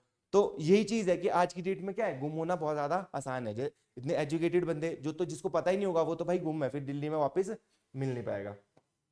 चलो, तो ये सारी चीजें हैं। ऑपरेशन मिलाप दिल्ली का छोटा सा ऑपरेशन है, बस याद रखना मिसिंग पर्सन को ट्रैक करने के लिए है, नंबर से याद रखने की कोई जरूरत नहीं है, ठीक है। चलो, टाइगर ट्विगर्स के नंबर रखना याद। इस बार देखो रिपब्लिक डे पे क्या होगा, एनिमल्स को ऑनर किया जाएगा थोड़ा, ठीक है, एनिमल लवर्स के लिए बढ़िया न्यूज है ना। देखना इस बार आप जो वो होगा रिपब्लिक डे परेड होगी, उसमें एनिमल्स को यहाँ पे क्या किया जाएगा, वो किया जाएगा, ठीक है, कर्तव्य पथ पे इस तरीके से चलते हैं ना, जो झांकियां चलती हैं, उसमें अब मिलिट्री कंटिजेंट होगी इनकी भी, animal contingent of the army, ठीक है, इसको लाया जाएगा, और ये फर्स्ट एवर होगा डेडिकेटेड जो है एनिमल कंटिजेंट होगा, कर्तव्य पथ, जो पहले जिसको राजपथ बोला जाता था, ठीक है। अब देखो कौन कौन से एनिमल्स होंगे ये भी देखना। यहाँ पे हाई एल्टीट्यूड फ्रंटियर से भी एनिमल लाए जाएंगे, जैसे कि लद्दाख से हो गया, और जो बाकी काउंटर टेररिज्म ऑपरेशंस में यूज होते हैं उनको देखो। सबसे पहले तो देखो यहाँ पे देखो, यहाँ पे ये देख लो पहले हिस्टोरिकल थोड़ा, एनिमल्स हैव बीन, देखो है ही ऑब्वियसली, एनिमल जो है इंडियन आर्मी में बहुत तगड़ा रोल प्ले करते हैं। हमारे को सिर्फ किसका पता है, डॉग्स का, है ना, केनाइन्स का पता है हमारे को, जो यहाँ पे किस में हेल्प करते हैं, बॉम्ब डिफ्यूजन और इन सारी चीजों में। बट यहाँ पे क्या है, और जानवर भी हैं जो हेल्प करते हैं, है ना, जैसे कि फॉर एग्जाम्पल अगर आप इधर चले जाओ बॉर्डर राजस्थान में, तो वहां पे कैमल्स, क्योंकि भाई वहां पे गाड़ियां चलेंगी नहीं, वहां पे क्या है, कैमल्स ही हैं, तो कैमल्स भी आपके इंक्लूडेड होते हैं हमारे, है ना, उसमें। अब देखो यहाँ पे एक बॉडी है जो इंपॉर्टेंट बॉडी है, जिसको थोड़ा आपको पता होना चाहिए, the remount and veterinary corps. ये जो है आरवीसी इसको बोला जाता है, ये corps responsible for breeding, training and management and veterinary care of all animals used by Indian army. देखो जो यहाँ पे प्रॉपर ब्रीड जो है ना, प्रॉपर यहाँ पे वो करी जाती है, ऐसे नहीं, है ना, ब्रीडेड एनिमल्स यहाँ पे प्रॉपर वो किए जाते हैं, मिक्स नहीं किया जाएगा, क्योंकि जो प्रॉपर इंस्टिंक्ट से फिर उनकी थोड़ी क्या हो जाएगी, मिक्स वो हो जाएगा, चेंज हो जाएगा। जैसे मान लो जर्मन शेफर्ड है, तो प्रॉपर जर्मन शेफर्ड वाली ब्रीड्स होंगी वही रखी जाएंगी, ताकि उनकी सेंसेस जो हो वो प्रॉपर उसी लेवल की हो जो एक जर्मन शेफर्ड की होनी चाहिए, ठीक है। या बाकी जो लेब्राडोर है वो भी फिर उसी ब्रीड का रखा जाएगा, है ना। चलो, तो ये सारी चीजें देखो, ये कब बनी थी आरवीसी, 1779 में, is one of the oldest and most decorated sport crop, है ना, ये सपोर्ट कॉर्प्स है ये आपकी। अब देखो यहाँ पे ऑपरेशनल रिलायंस है इनका, देखो डिस्पाइट टेक्नोलॉजिकल एडवांसमेंट एनिमल अभी भी यूज होते हैं, जैसे कि टेरेन्स है, हिली टेरेन्स में, जहाँ पे है ही नहीं कुछ चीज पॉसिबल। वहां पे अभी भी क्या होंगे, घोड़े यूज होंगे, कैमल है ना, कैमल्स यूज होंगे, या फिर जैसे आप लद्दाख में चले जाओ वहां कुछ और होंगे एनिमल्स यूज। ठीक है, चलो याक्स हो गया ना ये सारी चीजें। चलो अब इसमें कौन कौन लाया जाएगा, देखो बैक्टीरियन कैमल्स। ठीक है, तो बैक्टीरियन कैमल्स इस तरीके के होते हैं, ये हम कैमल्स होते हैं जो नुब्रा वैली है आपकी, है ना, वहां पे ये पाए जाते हैं और इनको यूज किया जाता है। तो ये भी देखो होंगे, कोल्ड डेजर्ट में रहते हैं, अडेप्ट कर लिया है उन्होंने वहां के लिए, है ना, altitude of 15,000 feet, can carry load up to 250 kg with minimal water, water भी नहीं ज्यादा कंज्यूम करेंगे, है ना। इनको भी यहाँ पे क्या किया जाएगा, शोकेस किया जाएगा। सेकंड चीज यहाँ पे देखो, जास्कर पूनीस, ठीक है, इंडियाज इंडिजिनस फाउंटेन ब्रीड है फ्रॉम लद्दाख, है ना, -40 डिग्री में भी क्या कर सकते हैं, ये सर्वाइव कर सकते हैं, use to transport and support in the areas like Siachen glacier. तो इनको यूज किया जाता है। देखो कितने डिग्री टेम्परेचर में भी अडेप्टेड है, -40 डिग्री के टेम्परेचर में भी अडेप्टेबल है भाई, है ना वहां पे। ठीक है, सुंदर सा लग रहा है थोड़ा चलो नेक्स्ट देखो यहाँ पे, रैप्टर्स, बर्ड ऑफ प्रे। ये काय के लिए यूज होता होगा भाई, स्पाइंग के लिए। ऐसे कैसे स्पाइंग करेगा ये, है ना, डिजिटल कैमरा होंगे क्या इसकी आंखों में, हाँ लगा के इसके, मतलब इसको बांध के, इसमें कैमरा बांध के चल भाई जा, है ना, लोग यार ये तो परिंदे ही तो है जैसे ड्रोन जो होते हैं ना आपके, वो क्या करते हैं, जब जाएंगे तो आवाज करेंगे, देखा है ना, शादियों में से मक्खी की तरह निकलता है हर कहीं से है ना, तो इस तरीके से आवाज करेंगे, पता चल जाएगा अगले वाले को, डिटेक्ट कर लेगा। तो ये क्या है, ये इनको भेजा जाता है, बढ़िया ऊपर से स्पाई करके आएंगे, पूरा का पूरा एरिया देख के आएंगे, है ना, वापिस आ जाएंगे। ट्रेन इस हिसाब से किए गए होते हैं, है ना। हाँ जी, उरी वाला तो वो ड्रोन था वो तो, है ना, पर वो काइंड ऑफ वो इन्होंने यही करा था उरी में, बट वो प्रॉपर ड्रोन बना दिया था उसका, है ना, वो क्या पता वैसा यूज हुआ होगा नहीं हुआ होगा, ये चीज हमारे को पता नहीं है, बट इसी तरीके का कुछ था वो भी, है ना। चलो तो इनको भी वहां पे शोकेस किया जाएगा। इसके बाद आर्मी डॉग्स, ठीक है, तो आर्मी तो वैसे आर्मी में बहुत ज्यादा डॉग्स है ना, इंक्लूडेड 10 इंडियन ब्रीड डॉग्स। तो इंडियन ब्रीड डॉग्स भी होंगे यहाँ पे, ताकि सेल्फ रिलायंस को शो करना भाई हम लेब्राडोर पे नहीं डिपेंड रहेंगे, जर्मन शेफर्ड, हमारे खुद के इंडिजिनस डॉग्स भी हैं भाई, है ना, इंडी ब्रीड्स जिसमें क्या की गई है, शामिल की गई है, इनको साइलेंट वॉरियर्स भी बोला जाता है। देखो जैसे यहाँ पे 9 साल की सर्विसेज दी भाई इसने, है ना, तो इसको फिर प्रॉपर रिटायर इनको प्रॉपर किया जाता है। देखना कभी इनकी सेरेमनीज प्रॉपर इनको, है ना, वो प्रॉपर इनको जैसे एक उनको सम्मान दिया जाता है ना सोल्जर को, वैसे इनको क्या किया जाता है, रिटायर किया जाता है। ठीक है, तो 9 साल की सर्विस दी for exceptional service as detectors, है ना, ट्रेल हंटर्स। तो ये सारी चीजें का काम करते हैं ये भाई डॉग्स। नेक्स्ट है आपका जलीकट्टू। ठीक है, जलीकट्टू काफी ज्यादा क्या रहता है, न्यूज में रहता है, हर साल ही रहता है न्यूज में। ठीक है, चलो ये एक बुल टेमिंग स्पोर्ट है, किसका, कहाँ का स्पोर्ट है, तमिलनाडु का स्पोर्ट है, ये आपको याद रखना है। बुल टेमिंग स्पोर्ट्स का मतलब ये है, जैसे आपने वो मूवी देख रखी है कांतारा 1, चैप्टर 1 नहीं, पहले वाली, सिर्फ सिंपल कांतारा, एक तो चैप्टर 1 भी है अभी रिसेंटली जो आई है, उसमें देखो उसमें भी सिमिलर तरह का होता है, बट ये नहीं होता एग्जैक्टली। उसमें क्या होता है, कीचड़ वाला एक एरिया होता है, उसमें जो एनिमल्स है उसके ऊपर खड़े रहने वाली इस तरीके की होती है। तो इस तरीके के स्पोर्ट्स जो हैं आपके ट्रेडिशनली आपके साउथ इंडिया में होते ही रहे हैं काफी टाइम से। ये भी इसी तरीके का स्पोर्ट है, इसमें एक उसको भगाया जाता है, एक पिट मेरे ख्याल से खोदा जाता है कि ऐसे ही होगा सिंपली, है ना, यहाँ पे एक उसको भगाया जाता है, ये जो बुल होता है इसको भगाया जाता है और इसको टेम करना होता है, बस रोकना होता है किसी तरीके से, और इस ये बस अपने पूरे उसमें होता है कि नहीं, तो जो इसको टेम कर देगा उसको प्राइज वगैरह मिल जाएंगे, है ना, ये सारी चीजें होती हैं भाई। तो तमिलनाडु गवर्नमेंट ने भैया भी ग्रांट करा है approval for first Jallikattu event. कहाँ हुआ है, क्या हुआ है, हमारे को नहीं पता, हमारे को सिर्फ पता होना चाहिए जलीकट्टू भाई है, कहाँ का स्पोर्ट है, तमिलनाडु का है। ठीक है, और ये सिर्फ इसी जगह पे नहीं होगा, अलग अलग जगहों पे होता रहेगा, सिर्फ एक ही जगह पे नहीं होता है, और अक्रॉस आपके तमिलनाडु अलग अलग जगहों पे होता रहता है। अभी फर्स्ट इवेंट है वहां का इस साल का, है ना। चलो तो 2026 में ये होगा भाई फर्स्ट इवेंट। जलीकट्टू देखो क्या है आपका, century old traditional rooted in, traditional festival है जो रूट करता है तमिल कल्चर में, है ना। तो कल्चरल लाइट एनिमल, बट यहाँ पे देखो कुछ टाइम पहले यहाँ पे क्वेश्चन उठ गए कि भाई ये क्या एथिकल है कि नहीं है, एनिमल क्रूएलिटी हो रही है, तो फिर यहाँ पे कुछ टाइम के लिए इसको बैन भी करा गया था। ठीक है, चलो हिस्टोरिकल है, देखो तमिल का जो हार्वेस्ट फेस्टिवल है पोंगल सेलिब्रेशन के टाइम पे ये किया जाता है इवेंट, ठीक है। देखो ये देखा जाता है डिस्प्ले ऑफ ब्रेवरी, है ना, इस तरीके से देखा जाता है। जैसे हमारे भी अलग अलग टाइप के स्पोर्ट होते थे पहले, जैसे देखो यहाँ पे हिमाचल में एक मार्शल स्पोर्ट होता है जिसको ठोडा बोला जाता है ना, या फिर पहले आपके यहाँ पे वो भी होते थे जैसे मशोबरा साइड में, है ना, बैलों का था ना, बुल्स, है ना, उनका मेला होता था, इस तरीके से होता था जिसमें लड़ाया जाता था बुल्स वगैरह को। बट हालांकि वो चीजों को क्या कर दिया गया है, बैन कर दिया गया है। देखो यहाँ पे इसको चैलेंजेस काफी देखे गए बिकॉज सुप्रीम कोर्ट ने इसको बैन कर दिया था 2014 में। पर उसके बाद क्या किया गया, किसको साइड करते हुए, prevention of cruelty of animals act 1960 को दिमाग में रखते हुए इसको बैन कर दिया गया था, जिससे बहुत प्रोटेस्ट हुए तमिलनाडु में। जिसके बाद तमिलनाडु गवर्नमेंट ने एक अमेंडमेंट पास करी भाई आपके, ये जो एक्ट है 2017 की, जिसमें इसको अलाउ कर दिया गया। बट यहाँ पे क्या रखा जाएगा, सेफ्टी का ध्यान रखा जाएगा और एनिमल वेलफेयर का ध्यान रखा जाएगा। तो कई बार देखो ना, जो एनिमल वेलफेयर वाली चीजें या ये सारी चीजें हैं, वो हमारे ट्रेडिशनल जो ट्रेडिशनली जो चीजें हम करते आ रहे हैं उसके साथ क्या हो जाती है, कोइंसाइड कर जाती है। जैसे देखो बलि प्रथा हिमाचल में बैन है, बट क्या एक्चुअल में बैन है on ground?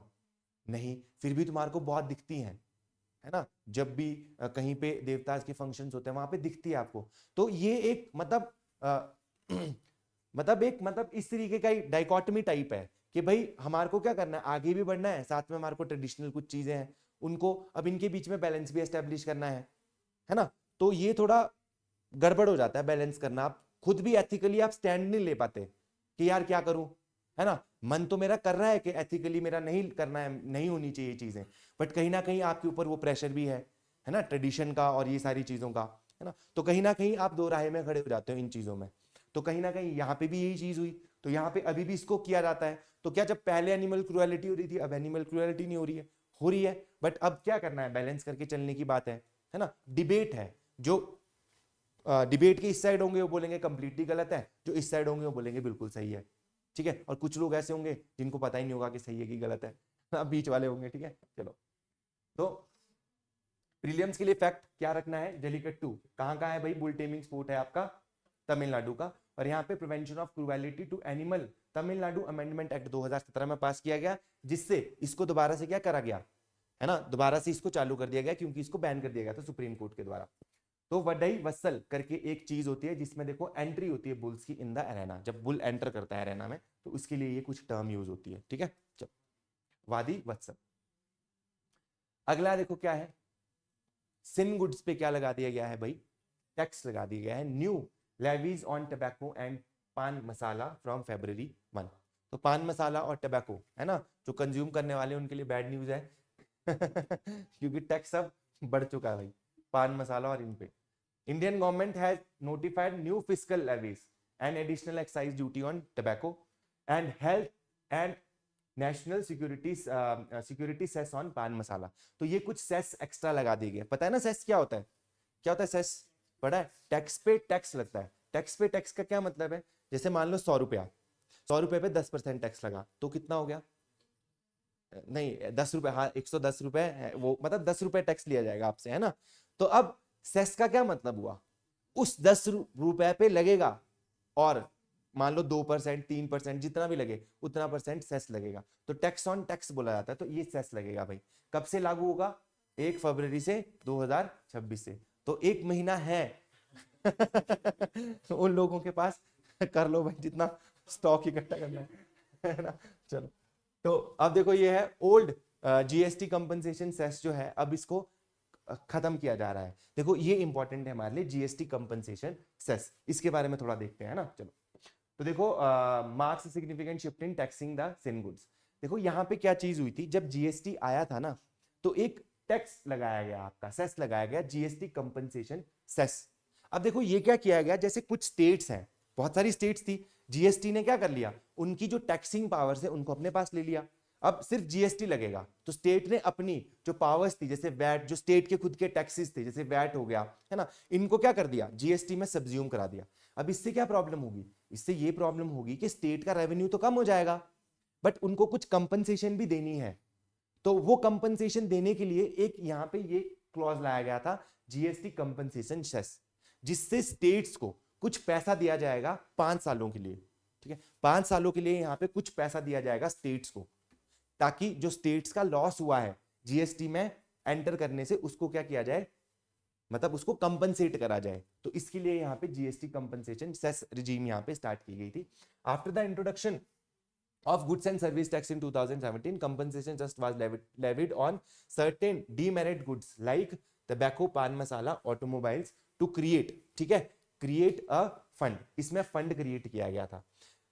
This fund was used to compensate states for any potential revenue loss during their transition to new tax regime for first 5 year up to 2022, ठीक है। चलो यहाँ पे ये फर्स्ट 5 ईयर के लिए किया गया था, फिर इसको और आगे कर दिया होगा।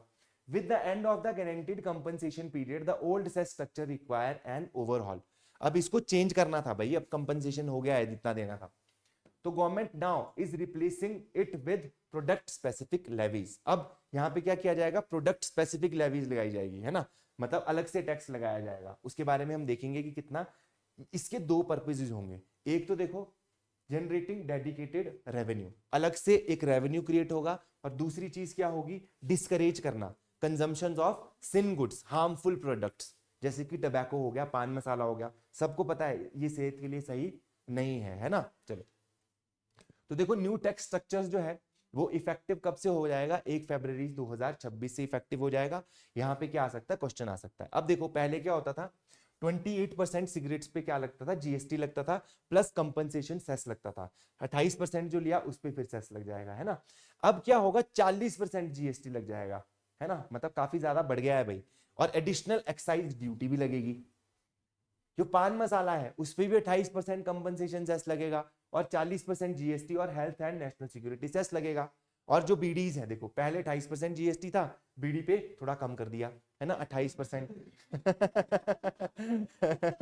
भाई अब तुम सिगरेट नहीं, तुम बीड़ी पियो। 18%, या तो पैसे दो या तो बीड़ी सस्ते में पियो, ठीक है। चलो 28% जीएसटी और एडिशनल एक्साइज ड्यूटी भी यहाँ पे लगेंगी, ठीक है। चलो तो अब तुम्हारे को बीड़ी वाले दिखेंगे सड़कों पे। तो देखो यहाँ पे ये सारी चीजें चेंज की गई है, बस हमने देख लिया कि ये सारी चीजें चेंज हुई है ना। थोड़ा सिन गुड्स, है ना, सिन गुड्स कौन से होते हैं, जो थोड़े क्या होते हैं, ये एक चीज और भी यहाँ से समझनी है कि सिन गुड्स क्या होते हैं, है ना, यही जो हो गया आपके टबैको और ये सारी चीजें होंगी, है ना, पान मसाला हो गया, ये सारी चीजें। अगला देखो, India Pakistan exchange nuclear list amid tension. तो यहाँ पे क्या किया गया भाई, न्यूक्लियर लिस्ट क्या की गई, शेयर की गई, है ना। ये क्यों की गई शेयर, अब देखते हैं इसकी स्टोरी। इंडिया पाकिस्तान और January 1 exchange the list of nuclear installation and facilities as mandated by 1988 agreement. 1988 में क्या हुआ, यहाँ पे एग्रीमेंट हो रखा है, annual exchange proceed as usual despite the recent military hostilities.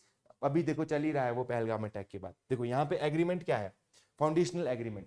The practice is governed by agreement on prohibition on attack against nuclear installations and facilities signed between India and Pakistan on 31st December 1988. The landmark pact was entered into force in January 27, 1991. अब देखो यहाँ पे core obligation क्या है, दोनों ही countries को ये prohibit करता है from attacking others listed nuclear facilities. जो हमारी लिस्टेड न्यूक्लियर फैसिलिटीज होगी उन पे अटैक हम नहीं कर सकते। जो लिस्टेड नहीं, सारी तो नहीं बताएंगे ना, कुछ कुछ तो रखेंगे सेफ, सारी इनको बता देंगे तो फिर तो गड़बड़ हो जाएगा, है ना। तो जो लिस्टेड होगी उन पे अटैक नहीं किया जाएगा, बाकी जो अनलिस्टेड है उस पे देख लेंगे, है ना, कर भी सकते हैं। To operationalise this mandate both the countries to inform each other annually about its nuclear installation and facility covered under the pact. तो बेसिकली हर साल क्या होता है, यहाँ पे लिस्ट एक्सचेंज होती है, पाकिस्तान अपनी लिस्ट देता है, हम अपनी लिस्ट देते हैं कि भाई इन पे अटैक नहीं करना है in case of future conflict अगर होता है तो, ठीक है। चलो अब यहाँ पे एक और चीज करी जाती है, देखना, एक चीज भी याद रखना कि ये एक एवरी 1 जनवरी को ये ट्रांसफर किया जाता है लिस्ट। सेकंड देखो यहाँ पे पैरेलल ह्यूमैनिटेरियन मेजर भी यहाँ पे वो किया गया, जिसके तहत जितने भी हमारे सिविलियन प्रिजनर्स हैं, जैसे मान लो यहाँ के कुछ लोग हैं जो वहां पे प्रिजन में अरेस्टेड है ना, या फिर जो फिशरमैन को इन्होंने कैप्चर किया है, वहां पे बताया था ना फिशरमैन इश्यूज भी हैं हमारे। फिशरमैन बेचारे जाते हैं, उनको पता ही नहीं होता इंटरनेशनल बाउंड्री कहाँ है, वो क्रॉस कर जाते हैं फिशिंग के चक्कर में और उनको पाकिस्तान वाले गिरफ्तार करके जेल में डाल देते हैं। और कुछ लोग हमारे, जैसे हमने किसका केस पढ़ा था, कुलभूषण जाधव का केस पढ़ा था, उनको भी क्या किया गया है, अरेस्ट करके रखा गया है। तो यहाँ पे एनुअली हमने जितने अरेस्ट किए होते हैं इनके, पाकिस्तान के जितने भी लोग होते हैं सिविलियंस प्लस जो भी एक्स्ट्रा फिशरमैन जो भी होंगे, ये एक्सचेंज करते हैं लिस्ट्स कि भाई देखो इतने हमारे पास हैं अभी और इतने सारे हैं। This is done under the separate consular access agreement of May 2008 with exchange occurring twice a year. ठीक है, तो 2 साल ट्वाइस अ ईयर, एक साल में क्या होता है 2 बार ही एक्सचेंज किया जाता है कि कितने प्रिजनर्स और फिशरमैन भाई तुम्हारी जेलों में पड़े हुए हैं। ठीक है, चलो तो यहाँ पे देखो agreement prohibition of attack against nuclear installations कब साइन किया गया भाई, यहाँ पे 1988 में और 1991 में इफेक्टिव हुआ। एक्सचेंज डेट क्या है हर साल 1 जनवरी, है ना। और काउंसिलर एक्सेस एग्रीमेंट यहाँ पे क्या किया है, एक्सेस एग्रीमेंट 2008। ठीक है, 1 जनवरी और 1 जुलाई को यहाँ पे एक्सचेंज की जाती है लिस्ट। ठीक है, नेक्स्ट जो न्यूज है हमारी वो है India UAE exercise Desert Cyclone 2। India UAE की डेजर्ट साइक्लोन 2 है भाई, ज्वाइंट मिलिट्री एक्सरसाइजेज है ना। किसके बीच में है, Indian army and United Arab Emirates की जो लैंड फोर्स है उसके बीच में है। कहां पे हुई है, अबू धाबी में हुई है 30 दिसंबर 2025 को। ठीक है, देखो यहाँ पे बाकी चीजें हैं, इतना नहीं याद रखना, बस ये याद रखना है कहाँ पे हुई है। ठीक है, अगली चीज यहाँ पे देखनी है कि कौन कौन सी और होती है। एक होती है डेजर्ट साइक्लोन, आर्मी एक्सरसाइज है। एक है गल्फ वेव्स, ठीक है, इसको जायद तलवार भी पहले बोला जाता था, ये आपकी नेवल एक्सरसाइज है। और डेजर्ट ईगल जो है आपकी क्या है, एयर फोर्स एक्सरसाइज है। थोड़े बहुत नाम याद रखने हैं बिकॉज ये पूछे जाते हैं आपके एग्जाम में, पहले भी पूछे गए हैं। नेट पे सर्च करना है लिस्ट ऑफ मिलिट्री एक्सरसाइजेस, उसका पेज का प्रिंट आउट लेकर याद करते रहना है ना। सेम ही है एक्सरसाइजेज जो रिपीट होती रहती है, जो नहीं होगी उसको देख लेना। ये याद करनी है, प्रीलिम्स में आता है यहाँ से। अगला देखो यहाँ पे नेक्स्ट न्यूज जो है वेदर इवेंट से रिलेटेड है, जिसको क्या बोला जाता है, बॉम्ब साइक्लोन बोला जाता है। ठीक है, बॉम्ब साइक्लोन आया भाई, जिससे कि यूएसए में बहुत ज्यादा क्या देखा गया, ठंड देखा गया, वहां पे छुट्टियां अगर सारी कैंसिल हो गई तो बॉम्ब साइक्लोन ने क्या करा, एक तरीके से आपका पूरा का पूरा डिसरप्ट कर दिया।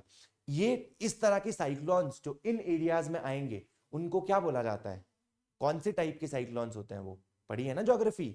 2 टाइप के साइक्लोन्स होते हैं ना, कौन कौन से होते हैं, एक होता है टेम्परेट साइक्लोन और दूसरा होता है ट्रॉपिकल साइक्लोन। ठीक है, तो ट्रॉपिकल जो साइक्लोन्स होते हैं वो उनका मेजर कॉज क्या होता है बनने का, लो प्रेशर। ठीक है, लो प्रेशर क्रिएट होता है।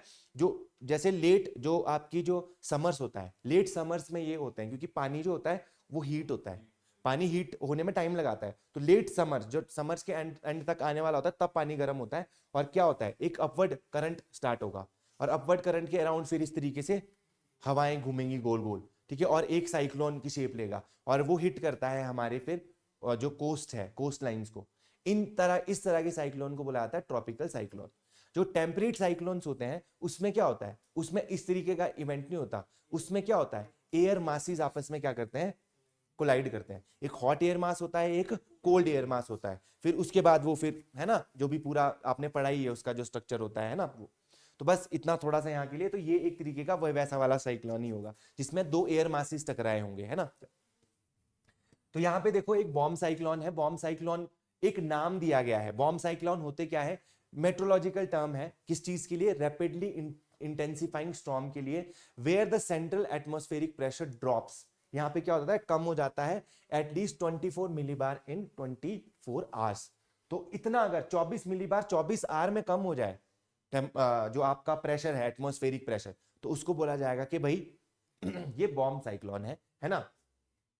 एक्सप्लोसिव डेवलपमेंट, इसको बॉम्बोजेनेसिस बोला जाता है। जो ये सारी चीजें होती है ना, इतने जल्दी जल्दी चीजें, इसको बॉम्बोजेनेसिस बोला जाता है। Let's to a powerful hurricane like system, इस तरीके का सिस्टम होता है ये, है ना। एक्सट्रीम विंड्स, हैवी प्रेसिपिटेशन यहाँ पे होती है, स्नो भी हो सकता है आपका, रेन भी हो सकता है, जैसे कि आपने देखा ही है ना उसमें फ्लडिंग। और ये किसकी वजह से हुआ है, देखो विंटर स्टॉर्म क्या है, इजरा। ठीक है, तो विंटर स्टॉर्म इजरा जो है स्टॉर्म आया था यहाँ पे, उसकी वजह से ये सारी चीजें हो रखी है ना। चलो तो यहाँ पे देखो 2 एयर मासेस टकराए हैं।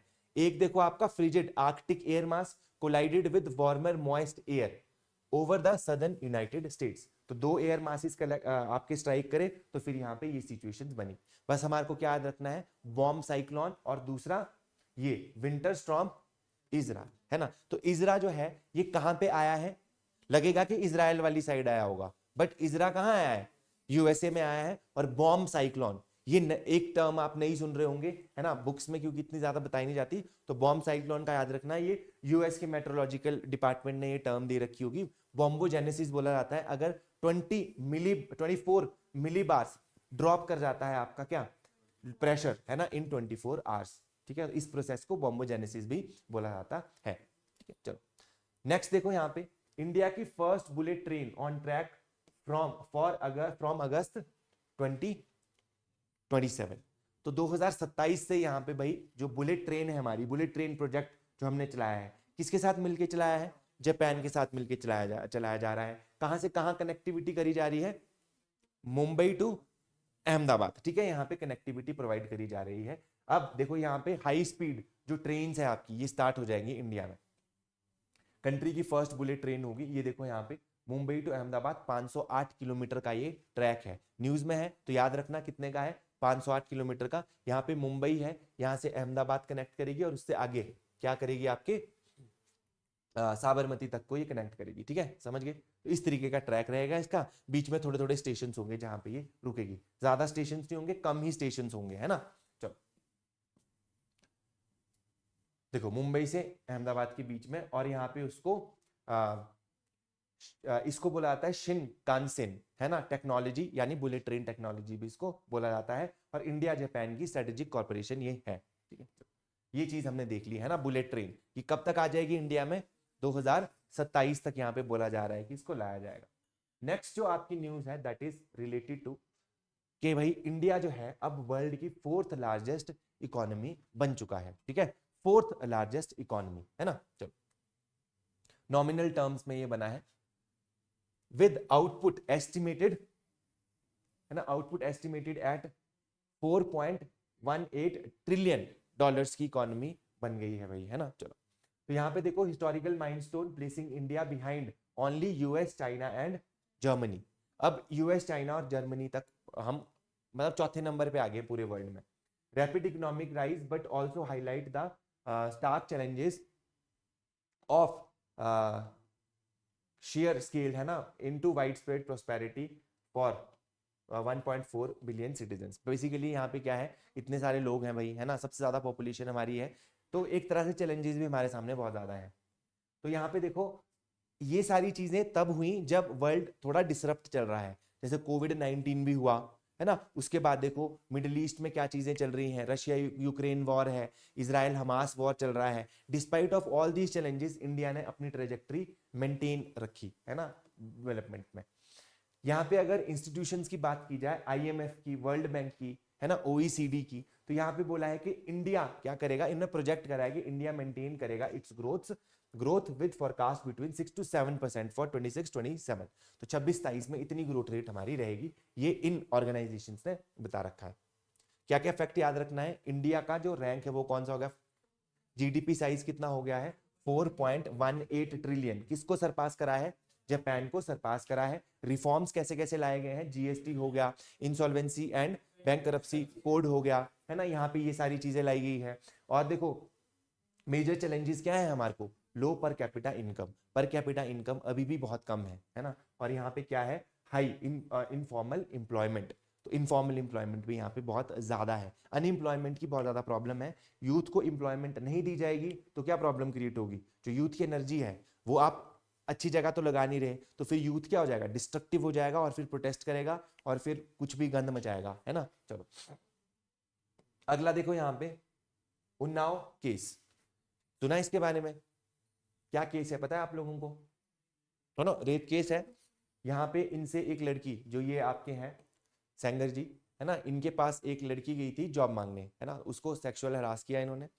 उसके बाद उसने जब प्रोटेस्ट करा, है ना, तो इसके पेरेंट, इसके जो उस लड़की के फादर है, उनको क्या कर लिया गया, गिरफ्तार कर लिया गया और उनकी कस्टडी में ही क्या हो गई, डेथ हो गई।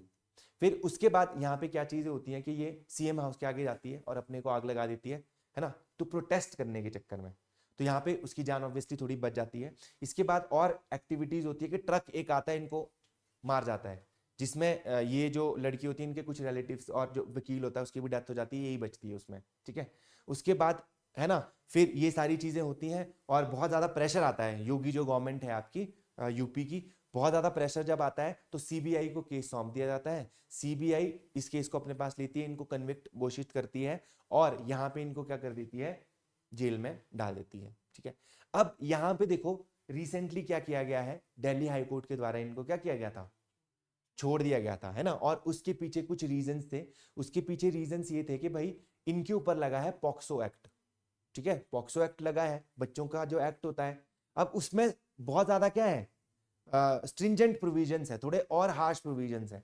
अब यहाँ पे क्या चीज प्रॉब्लम आ रही है कि जो लड़की के जो डॉक्यूमेंट्स हैं उसमें उसकी जो एज है वो डिस्प्यूटेड दिखा रहा है, तो उसको ग्राउंड बना के ये सारी चीजें करी गई हैं, है ना, समझ रहे हो। तो ये सारी चीजें कि भाई वो छोटी भी थी कि नहीं थी, माइनर थी भी कि नहीं थी, देखो एक्ट तो गलत ही है ना। देखो पर जो है प्रोसीजर एस्टेब्लिश्ड बाय लॉ, जो लॉ में लिखा है उसके हिसाब से प्रोसीडिंग्स करनी होती है। तो पॉक्सो एक्ट में जो चीजें मेंशन है उसके हिसाब से देखा जाएगा कि केस उसके हिसाब से बैठ रहा है कि नहीं बैठ रहा है ना। तो इसीलिए उनको बेल दे दी गई थी, है ना, उनको रिलीज कर दिया गया था। बट अभी रिसेंटली पब्लिक आउटरीच बहुत ज्यादा हुआ, बहुत ज्यादा लोग धरने पे बैठे, तो उस वजह से सुप्रीम कोर्ट ने इस डिसीजन पे स्टे लगा दिया है। ठीक है, तो ये पूरा केस है। देखो ये चीज दिखाता है कि हमारी सोसाइटी में हम बात तो करते हैं कि नारी को हमको क्या लाना है, आगे लाना है, उनको एम्पावर करना है, बट रियलिटी जो है सोसाइटी की वो कितनी बुरी है। हिमाचल में भी तुम केस देख रहे होंगे कि ऐसे केसेस आ रहे हैं सामने। ठीक है, समझ रहे हो। तो ये सारी चीजें चैलेंजेस हैं हमारे सामने। एक जगह हम देवियों की पूजा करते हैं और जो साक्षात देवियां हमारे साथ हैं उनके साथ हम कैसा ट्रीट करते हैं। तो ये हमारे बिहेवियर को भी इस तरीके से दिखाता है। और काइंड ऑफ लोग इनके सपोर्ट में भी आते हैं, समझ रहे हो। बहुत सारे लोग क्या है, इनके सपोर्ट में भी आएंगे कि नहीं जी लड़की की ही गलती होगी। या अभी अभी के केस में देखना, धर्मशाला में कुछ हुआ है, वो भी सेक्सुअल हरासमेंट का ही केस भी है, रैगिंग प्लस सेक्सुअल हरासमेंट। और सेक्सुअल हरासमेंट कौन कर रहा है, प्रोफेसर। ठीक है, वो बेचारी लड़की डेथ हो गई just because of those things. ठीक है, तो देखो आप आगे जाके सिविल सर्वेंट बनोगे तो आपकी जो ट्रेनिंग है ना वो तब नहीं स्टार्ट होगी जब आप हिप्पा जाओगे। आपकी ट्रेनिंग अभी से क्या, बचपन से स्टार्ट हो रही है ना, कि आप लोगों को ये चीजों का सख्त ध्यान रखना है कि आपकी वजह से कोई अगला पर्सन डिस्कम्फर्ट मतलब अनकंफर्टेबल ना हो जाए, डिस्कम्फर्ट में ना जाए किसी भी तरीके से। ठीक है, इंटेंशनली चाहे नॉन इंटेंशनली। एक टर्म होती है जिसको बोला जाता है मैन गेज। सुना है ये टर्म के बारे में, मैन गेज के बारे में किसी ने? मैन गेज होता है जो लड़के लड़कियों को देखते हैं, है ना, मतलब वो ताड़ना, बेसिकली ये बात हुई। तो उससे भी वुमेन को क्या होता है, बहुत इनसिक्योरिटी फील होती है। कभी ना बैठना, हम घर पे ना बात नहीं करते इन चीजों के बारे में, अपनी बहनों के साथ बैठना, कभी इन चीजों के बारे में डिस्कस करना कि तुमने कभी मैन गेज फेस करा है, तुम्हारा खून खौल जाएगा। तो जैसा तुम अपनी बहन के लिए सोचते हो ना, अगर सबके लिए सोचना स्टार्ट कर दोगे ना, तो ये इवेंट्स, ये सारी चीजें क्या हो जाएंगी, होंगी नहीं फिर सोसाइटी में आगे। और ये चीजें बहुत गलत है। और being a servant, public servant, बहुत केसेस ऐसे भी आते हैं कि पब्लिक सर्वेंट भी सेक्सुअल हरासमेंट कर रहे हैं, है ना। सिविल सर्वेंट जो एथिक्स का पेपर देके गए हैं, एथिक्स पढ़ने से कोई एथिकल नहीं बनता। एथिक्स मतलब वही चीज है कि किताब आपने पढ़ ली बट उसको अपने जीवन में नहीं उतारा ना, तो आपकी लाइफ सक्सेसफुल नहीं है, आपको कुछ फायदा नहीं हुआ उस चीज का। ज्ञान का, ज्ञान वही है जो आपको विनम्र बनाए, है ना। ज्ञान वही है जो आपको चीजें समझाएं कि यार ऐसी चीजें नहीं करनी है ना। चलो, तो ये चीजें अपने बिहेवियर में भी वही सुधार के रखनी है, बिकॉज आगे जाके आप लोगों के हाथ में ही पूरा, है ना। एटलीस्ट हिमाचल की अगर तैयारी कर रहे हो तो हिमाचल अगर आईएएस बनेंगे तो पूरा देश आप लोगों के हाथ में ही होगा। और आप लोगों को ही फिर डील करना है इन लोगों से कि किस तरीके से डील करना है। चलो, तो ये उन्नाव केस जो है हमने पूरा देख लिया। यहाँ पे कुछ देखो सेक्शंस हैं जो तुम्हारे को पता होने चाहिए। देखो एक चीज और, एक तो मैंने तुम्हारे को बताया ना कि पॉक्सो एक्ट लगा है और एज का डिस्प्यूट यहां पे चला। दूसरी जो चीज चली वो सेक्शन 5C, जिसमें बोला गया कि aggravated penetrative sexual assault by a public servant. यहां पे कोर्ट ने इस चीज को भी देखा भाई, पब्लिक सर्वेंट, कि भाई सेक्शन 5C जो है आपका, ये पॉक्सो एक्ट हो गया, protection of children from sexual offences act जो है आपका 2012 का। यहां पे सेक्शन 5C बोलता है कि अगर ये चीज कोई पब्लिक सर्वेंट करता है, पेनिट्रेटिव सेक्स अगर करता है, एक पब्लिक सर्वेंट, तो उसको उस पे ये भी लागू होगा और उसके तहत उसको सजा दी जाएगी। अब यहां पे क्वेश्चन क्या उठा कोर्ट में कि जो पब्लिक सर्वेंट है, क्या जो एमपी है या एमएलए है वो इस पब्लिक सर्वेंट की डेफिनेशन के अंदर आएगा कि नहीं आएगा, ये भी डिस्प्यूट है। ठीक है, तो ये सारे क्वेश्चंस को मद्देनजर रखते हुए उनको रिलीज करा गया था, बट क्या हुआ है, अभी सुप्रीम कोर्ट ने उस पर स्टे लगा दिया है। ठीक है, चलो, तो यहां पे देखो लॉ में कई बार ना लूप होल्स होते हैं और उन लूप होल्स का फायदा उठा के बचने की कोशिश करते हैं, है ना। चलो, हाँ, ये मतलब सेंगर तो थे वहां के, एमएलए ही थे मेरे ख्याल से वहां के, है ना। चलो चलो जी, अब देखो यहाँ पे रीसेंट लेजिस्लेशन देखना, case involve section 389 of CrPC, criminal procedure code जो हमारा है, अब इसको चेंज कर दिया गया है, रिप्लेस हो गया है ये बाय भारतीय नागरिक सुरक्षा संहिता, सेक्शन 438 अब हो चुका है उसमें, तो ये वाला सेक्शन अब लगेगा। ठीक है, तो एग्जाम में अगर आपके क्वेश्चन आया तो इन चीजों से रिलेटेड आ सकता है। ये जो एक्ट है ये भी बहुत इंपॉर्टेंट हो जाता है, इस एक्ट को भी तुमने क्या करना है, अच्छे से एक बार देखना है, सर्च करना है नेट पे, है ना, इसके बारे में भी देखना है, आपके मेंस के पॉइंट ऑफ व्यू से भी सही हो जाएगा ये, है ना। नेक्स्ट अगर हम देखेंगे यहां पे, देखो ये दवाइयां खाई है किसी ने, निमोस्लाइड, है ना, निमोस्लाइड बोलते हैं इसको, सब खाते हैं इसको, पर देखो क्या किया गया, इस पे बैन लगा दिया गया है। इसका क्या मतलब हुआ, बैन लगा दिया का मतलब है कि बहुत हानिकारक है। इसके बाद तुम्हारे को एक और चीज दिखाऊंगा, वो भी बहुत हानिकारक है। तो ये दवाइयां जो है जनरली किस चीज के लिए ली जाती है, ये है ना, पेन किलर टाइप, है ना। तो ये देखो इसको क्या कर दिया गया है, बैन कर दिया गया है, कंप्लीट बैन नहीं है ना। अभी देखेंगे कि कितने एमजी से ऊपर है, 100 mg से ऊपर अगर ले रहे हो, और 100 mg तो कुछ भी नहीं समझते लोग, ये तो 100 mg, 500 mg की खाएंगे दवाइयां भी, है ना, 500 mg के नीचे तो कुछ सोचते ही नहीं है। तो ये सारी प्रॉब्लम, अब देखो मैंने तुम्हारे को शायद कल ही बता रहा था कि, या आपको बता रहा था कि किसी और को बता रहा था कि ह्यूमंस में या जो पेस्ट्स वगैरह होते हैं उनमें क्या हो जाती है, जैसे मान लो आप स्प्रे करते रहोगे ना, जैसे खेतों में भी स्प्रे करोगे, कुछ टाइम बाद वो अडेप्ट कर लेते हैं, है ना, उनमें रेजिस्टेंस शो करने, जिसको अगर ह्यूमन, अगर आप भी बहुत सारी दवाइयां खाते रहोगे ना, तो आप में भी एंटी माइक्रोबियल रेजिस्टेंस डेवलप हो जाएगी, आपको फिर क्या नहीं होगा, दवाइयों का असर होना बंद हो जाएगा, कुछ टाइम बाद ऐसा होगा। तो जितनी ज्यादा अवॉइड कर सको ना दवाइयां, उतनी ज्यादा अवॉइड करो, कोशिश करो कि नेचुरल चीजों से ही सब सही हो जाए। सिर दर्द है थोड़ा सह लो, नहा लो गर्म पानी, है ना, ब्लड सर्कुलेशन बढ़ा दो, उससे सर दर्द में हर छोटी छोटी चीज के लिए दवाइयां नहीं खानी है, क्योंकि फिर जब तुम एक्चुअल में बीमार होंगे ना, इन दवाइयों का असर ही नहीं होगा तुम पे। ठीक है, ये दवाइयां एक्सेप्शनल केसेस में, है ना। तो घर में भी देखो, गांव में बोलते हैं कि नहीं भाई थोड़े दिन बीमार होना जरूरी है, होने दो बीमार, तुम दवाइयां खा लेते हो, जरूरी है। क्यों, क्योंकि जब भी आप बीमार हो रहे हो ना, आपके अंदर एंटीबॉडीज बन रही है, तो उस सेम चीज से आप दोबारा बीमार नहीं होंगे। तो इसीलिए बच्चों को आजकल बोला जाता है, जैसे बच्चों को ना बहुत सेव करके रखा जाता है, अंदर अंदर रहो, बाहर नहीं जाना, गन में क्रिकेट नहीं, हम कितने क्रिकेट खेले होंगे नालियों में बॉल गया हुआ है गंदा निकाल के फेंक रहे हैं, वो उस सारी चीजों से क्या डेवलप हुआ, मतलब आपको क्या हुआ, कुछ एंटीबॉडीज बनी है। अमेरिकन आएगा ना यहाँ पे, सिंपल पानी पी के बीमार हो जाएगा, तुम रोज पी रहे हो वो गोलगप्पे वाला पानी, और उसको बिल्कुल यहाँ पे बिल्कुल उसकी तबीयत खराब हो जाएगी। क्यों, क्योंकि तुम्हारे अंदर हो गई रेजिस्टेंस डेवलप, है ना, तुम सरवाइव कर जाओगे बैड कंडीशंस में भी, बट वो नहीं कर पाएगा। पर आजकल बच्चों को बिल्कुल अंदर, तो अब क्या है, बाहर जाने दो भाई, तभी डेवलप होंगी इनके अंदर क्या ये चीजें, है ना। चलो, साफ सफाई का ध्यान रखना है, बट बच्चे की इम्यूनिटी भी तो बढ़ानी है। इम्यूनिटी कैसे बढ़ेगी, जब इम्यून सिस्टम को पता होगा कि भाई ये चैलेंजेस है, ये फोटोज है, क्योंकि इम्यून सिस्टम फोटो खींच लेता है पहले, जब दूसरी बार वो आएगा तो देखेगा कि भाई हाँ इसके लिए हमारे पास हथियार रेडी है। जो वैक्सीन होती हैं, पोलियो की वैक्सीन क्या है, पोलियो ही डाला जा रहा है अंदर तुम्हारे उस फॉर्म में, बिल्कुल उसको म्यूटेट कर दिया जाएगा कि भाई, ताकि तुम्हारा इम्यून सिस्टम पहचान ले कि भाई ऐसा कुछ आया तो अटैक कर दियो।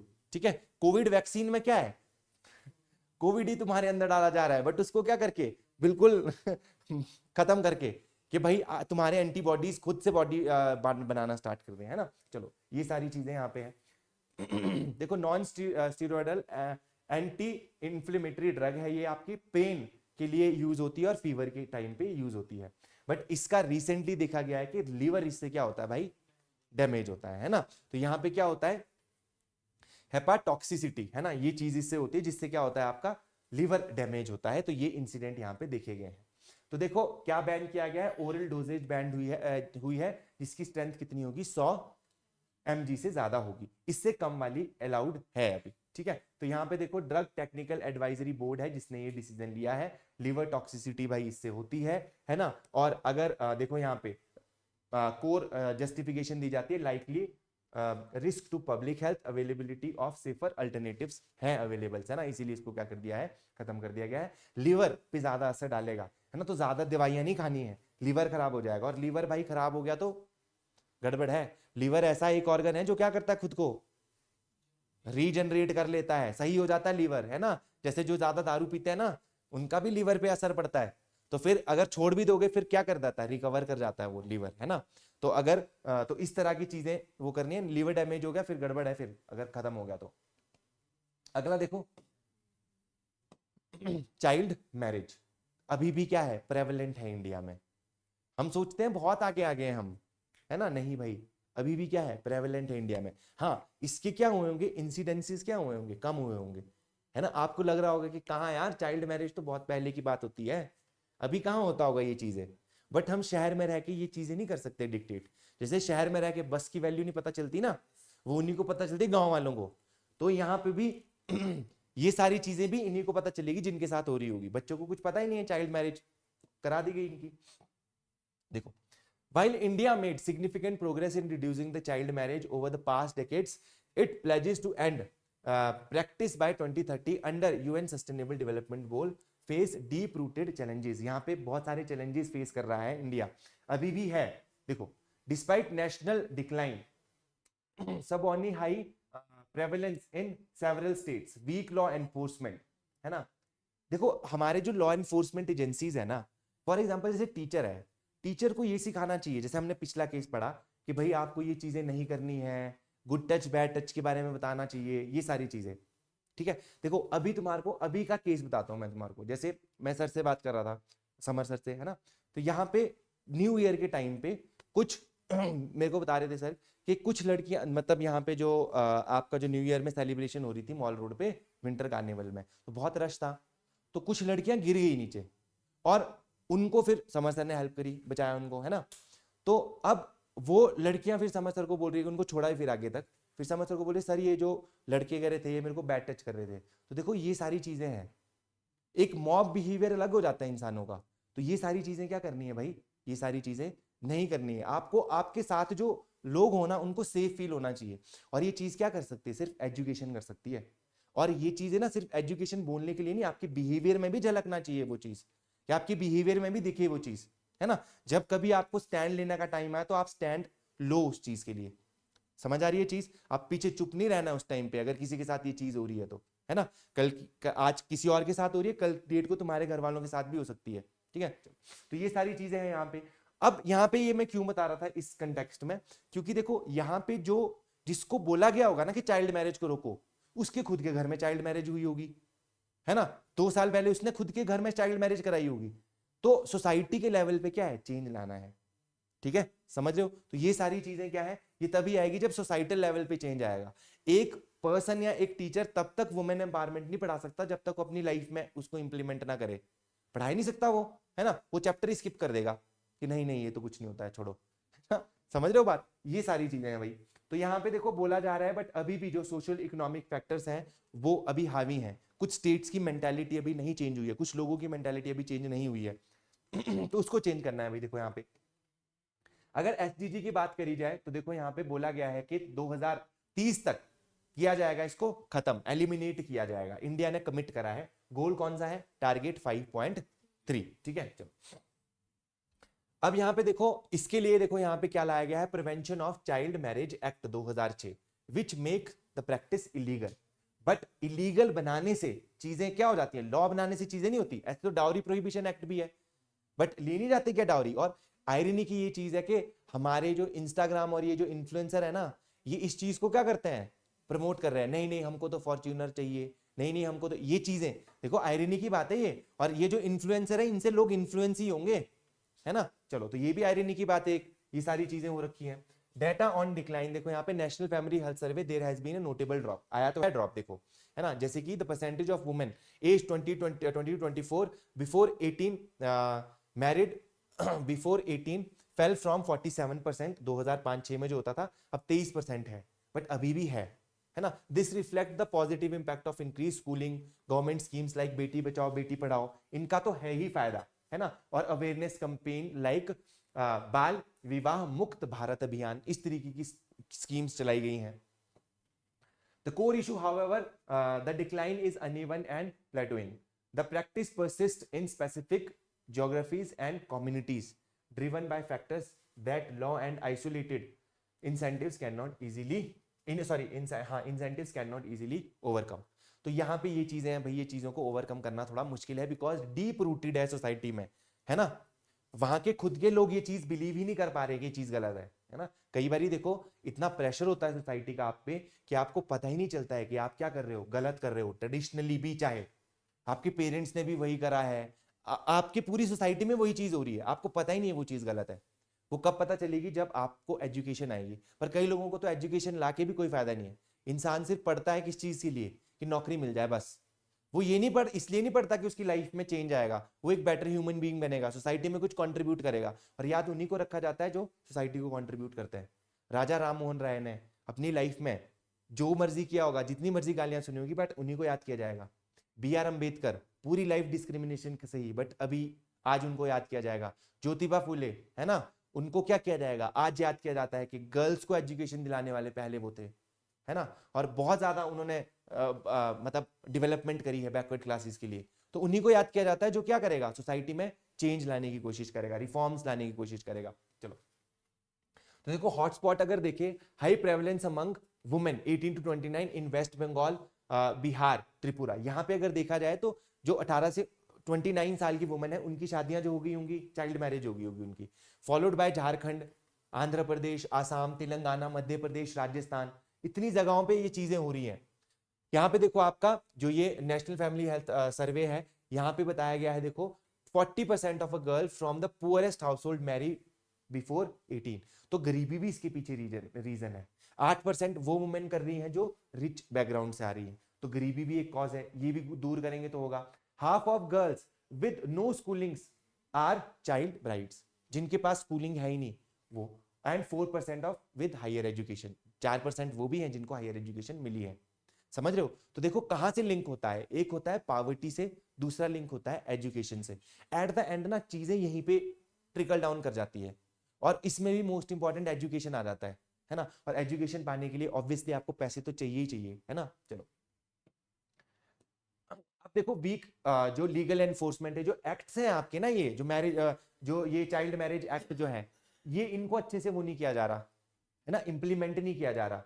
लो registration cases and even low conviction rate, ठीक है, ये भी चीजें देखने को मिल रही है यहाँ पे। चलो तो यहाँ पे ये चीज याद रखना, ये कुछ चीजें हैं। अगला देखो क्या है, अ प्रिवेंटेबल ट्रेजेडी। क्या है भाई ये, रेबीज। रेबीज ऐसी बीमारी है ना, अगर ये आपको हो गई ना तो डेथ 100% होगी ही होगी। कभी भी कोई कुत्ता काटे ना, लाइटली बिल्कुल मत लेना, और शॉट्स ले लेना भाई रेबीज के, क्योंकि इतनी गंदी मौत होगी ना, तुम खुद के लिए क्या किसी दुश्मन के लिए भी नहीं इमेजिन करोगे। बहुत गंदी मौत होती है। तुम्हारे को पानी से डर लगना स्टार्ट हो जाएगा, हेलुसिनेशंस होनी स्टार्ट हो जाएंगी, इतने पागल हो जाओगे कि तुम्हारे को बांध के रखना पड़ता है पेशेंट्स को एंड स्टेज में 4-5 दिन के लिए, क्योंकि हमारी देश में यूथेनेशिया लीगल नहीं है ना। एक्टिव यूथेनेशिया नहीं है, पैसिव यूथेनेशिया कुछ लिमिटेड उसमें अलाउड है। एक्टिव यूथेनेशिया है ना, कि बिल्कुल आपको मार दो, पहले ही आपको पूरा पेन सहना पड़ेगा, ठीक है। तो जब भी कोई कुत्ता काटे या कुछ ऐसा हो तो भाई इंजेक्शंस लगा लो, है ना, फ्री है। बट अब तो इंजेक्शन भी फर्जी आ रहे हैं। अभी कुछ टाइम पहले बोला कि जितने भी ये रेबीज के वो जो इंजेक्शन आ रहे हैं फर्जी आ रहे हैं। आप संतुष्ट होके बैठे हो कि नहीं होगा। ये शॉर्ट्स लगा लिए अब तो।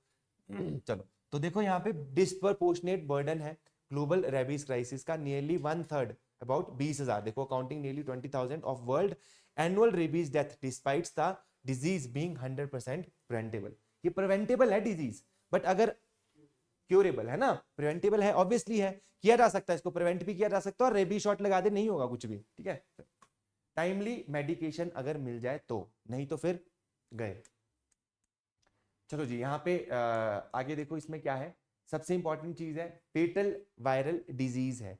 कौन सी डिजीज है भाई ये, कौन से वायरस से होती है, रेबीज लीसा वायरस, ठीक है, लाइसा वायरस जो है आपका, रेबीज लेसा वायरस, ये आपको याद रखना है ना। आपके पेपर में क्वेश्चन आ सकता है कि कौन सी उससे होती है ना, ये आएगा स्पेशली, पीछे वाला, आगे का नहीं बताएंगे वो, फिर तुम्हारे को और फिर बताएंगे यार कौन सा होता होगा, है ना। यहाँ पे थोड़ा ध्यान रखना है कि ये, क्योंकि रेबीज बहुत ज्यादा न्यूज में है, सुप्रीम कोर्ट ने अभी क्या किया है ना, स्ट्रे डॉग्स को वो भी करा गया है, शहरों से हटाने का वो ऑर्डर भी दिया गया था। देखो, once clinical symptoms appears, hydrophobia आता है, एजिटेशन आता है, पैरालिसिस आपकी बॉडी में हो जाएगी, ये सारी चीजें फेटल होता है भाई ये, अगर हो गया आपको आगे तो, बट इसको किया जा सकता है, there is no cure, making prevention the only strategy, prevention ही है स्ट्रेटेजी सिर्फ, ठीक है। चलो, World Health Organization and India has endorsed to clear post exposure profile access, ठीक है, पीईपी प्रोटोकॉल, इसके लिए इन्होंने क्या किया है, स्टार्ट किया है। देखो यहाँ पे देखो आपका इंडिया का यूनिक केस है with 80 million free roaming dogs, 80 million dogs हैं जो फ्रीली रोम कर रहे हैं, 20 मिलियन डॉग्स बाइट्स होती हैं हर साल, है ना, तो जिससे कि इसका एक्सपोजर क्या हो जाता है, बहुत ज्यादा बढ़ जाता है, इसको हम क्लासिफाई करते हैं नेग्लेक्टेड ट्रॉपिकल डिजीज में, है ना। चलो, अब यहाँ पे इंडिया की यहाँ पे स्ट्रेटेजी क्या रहती है कि भाई कैच करो, न्यूटर करो, वैक्सीनेट और रिलीज करो। डॉग्स को हम क्या करते हैं, कैच करना, उनको न्यूटर करना, सबसे पहले तो न्यूटर करना, ये भी काफी जरूरी है, न्यूटर करना जरूरी है ना। तो ये क्योंकि ताकि इनकी पॉपुलेशन कंट्रोल में हो। देखो कम्युनिटी डॉग्स हैं, इनको ऐसा भी नहीं किया जा सकता कि बिल्कुल क्या कर दो आप, अबंडन ही कर दो। और कहीं ना कहीं जो इनका एग्रेसिव बिहेवियर आता है किन्हीं डॉग्स का, वो किस वजह से आता है, स्पेसिफिकली कम्युनिटी डॉग्स का, वो आता है जब आप, जो लोग उनको मारते हैं, कई लोग है ना बेफालतू में मारते हैं, पत्थर मारते हैं, तो डॉग क्या हो जाता है, बहुत ज्यादा प्रोटेक्टिव हो जाता है, तो वो फिर भौंकना स्टार्ट करता है, किसी पे डिफेंस मैकेनिज्म। दूसरी चीज, जो गांव के डॉग्स होते हैं वो टेरिटोरियल बहुत होते हैं, घर के डॉग्स, वो फिर टेरिटरी है भाई, उनकी टेरिटरी में एंटर करेगा तो फिर गया वो बंदा, ठीक है, समझ गए। तो गांव के कुत्ते आपने देखे भी होंगे, बट शहर में जो रोम करने वाले कुत्ते होते हैं वो ऐसे नहीं होते, फ्रेंडली होते हैं, बट उनके साथ जो बिहेवियर किया होता है उसकी वजह से वो अग्रेसिव हो जाते हैं, है ना।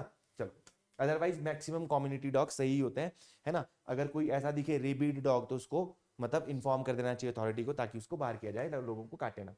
सुप्रीम कोर्ट ने देखो नवंबर 2025 में इसको वो भी कर दिया गया था, ऑर्डर भी दिया था स्टेट्स को to remove stay dogs from public spaces, ठीक है, डन। देखो यहाँ पे क्या चीज है, अगर आपको कोई डॉग काट ले तो क्या करना चाहिए आपको। सबसे पहले तो भाई 15 मिनट तक क्या करने हैं, अपने हाथ धोने हैं सोप से, ठीक है। सेकंड चीज क्या करनी है, एंटी रेबीज वैक्सीन लगानी है, लगानी ही लगानी है वो, ठीक है। थर्ड चीज है कि अगर मतलब देखो यहाँ पे रेबीज इम्यूनोग्लोबिन यहाँ पे बोला था, आरईजी बोला जाता है, medication containing readymade antibodies that provide immediate short term protection against the rabies virus. तो एंटीबॉडीज आपकी बॉडी में डाल दी जाएंगी ताकि फाइट कर सके वो जो वायरस होगा उससे, या फिर उसके बाद टेटनस शॉट और मेडिकल केयर आपको चाहिए। अब इनमें प्रॉब्लम क्या आती है, देखो इमीडिएट वुंड वॉशिंग है ही नहीं भाई, अवेयरनेस ही नहीं है, लोगों को पता ही नहीं कि ऐसा भी करना होता है।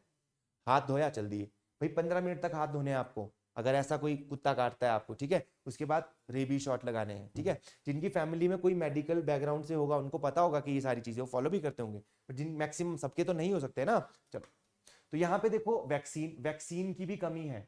India produce 50 million doses, but कितनी चाहिए, 60 मिलियन चाहिए, जिसकी वजह से ये क्या है, बढ़ जाता है। स्टडी जो लैंसेट की ये जो स्टडी है, इसने फाउंड किया है कि 20% of victims got no vaccine, उनको वैक्सीन ही नहीं मिली तो फिर भाई काम फिर खत्म है। अगर रेबीड होगा डॉग तो, अगर नहीं होगा तो मे बी बच भी जाओ, ठीक है। इसके बाद देखो ये जो है आपका जो रेबीज इम्यूनोग्लोबिन है, इसकी कॉस्ट पड़ती है भाई 5,000 से लेकर 20,000 तक की, तो हर एक की इतनी कैपेसिटी नहीं है कि वो इसको क्या कर पाए, ले सके, है ना। चलो, अब यहाँ पे टेटनस ये जो है इसका भी देखो, studies said that hospital refusal, delay referral and lack of seriousness in treating bite as key factor of leading to death, कि भाई डॉग नहीं तो कहता कुछ नहीं होगा, खरोच मार दी, कुछ कर लिया, ऐसा एटीट्यूड से बचना चाहिए, क्योंकि भाई फेटल डिजीज है ना। चलो, अगली जो न्यूज है हमारी that is related to India का फर्स्ट मेडिकल कॉलेज है जो पीपीपी मॉडल पे ऑपरेट करेगा। पीपीपी मॉडल का क्या मतलब होता है? पब्लिक नहीं नहीं पब्लिक प्राइवेट पार्टनरशिप, ठीक है। PPP model, public private partnership, मतलब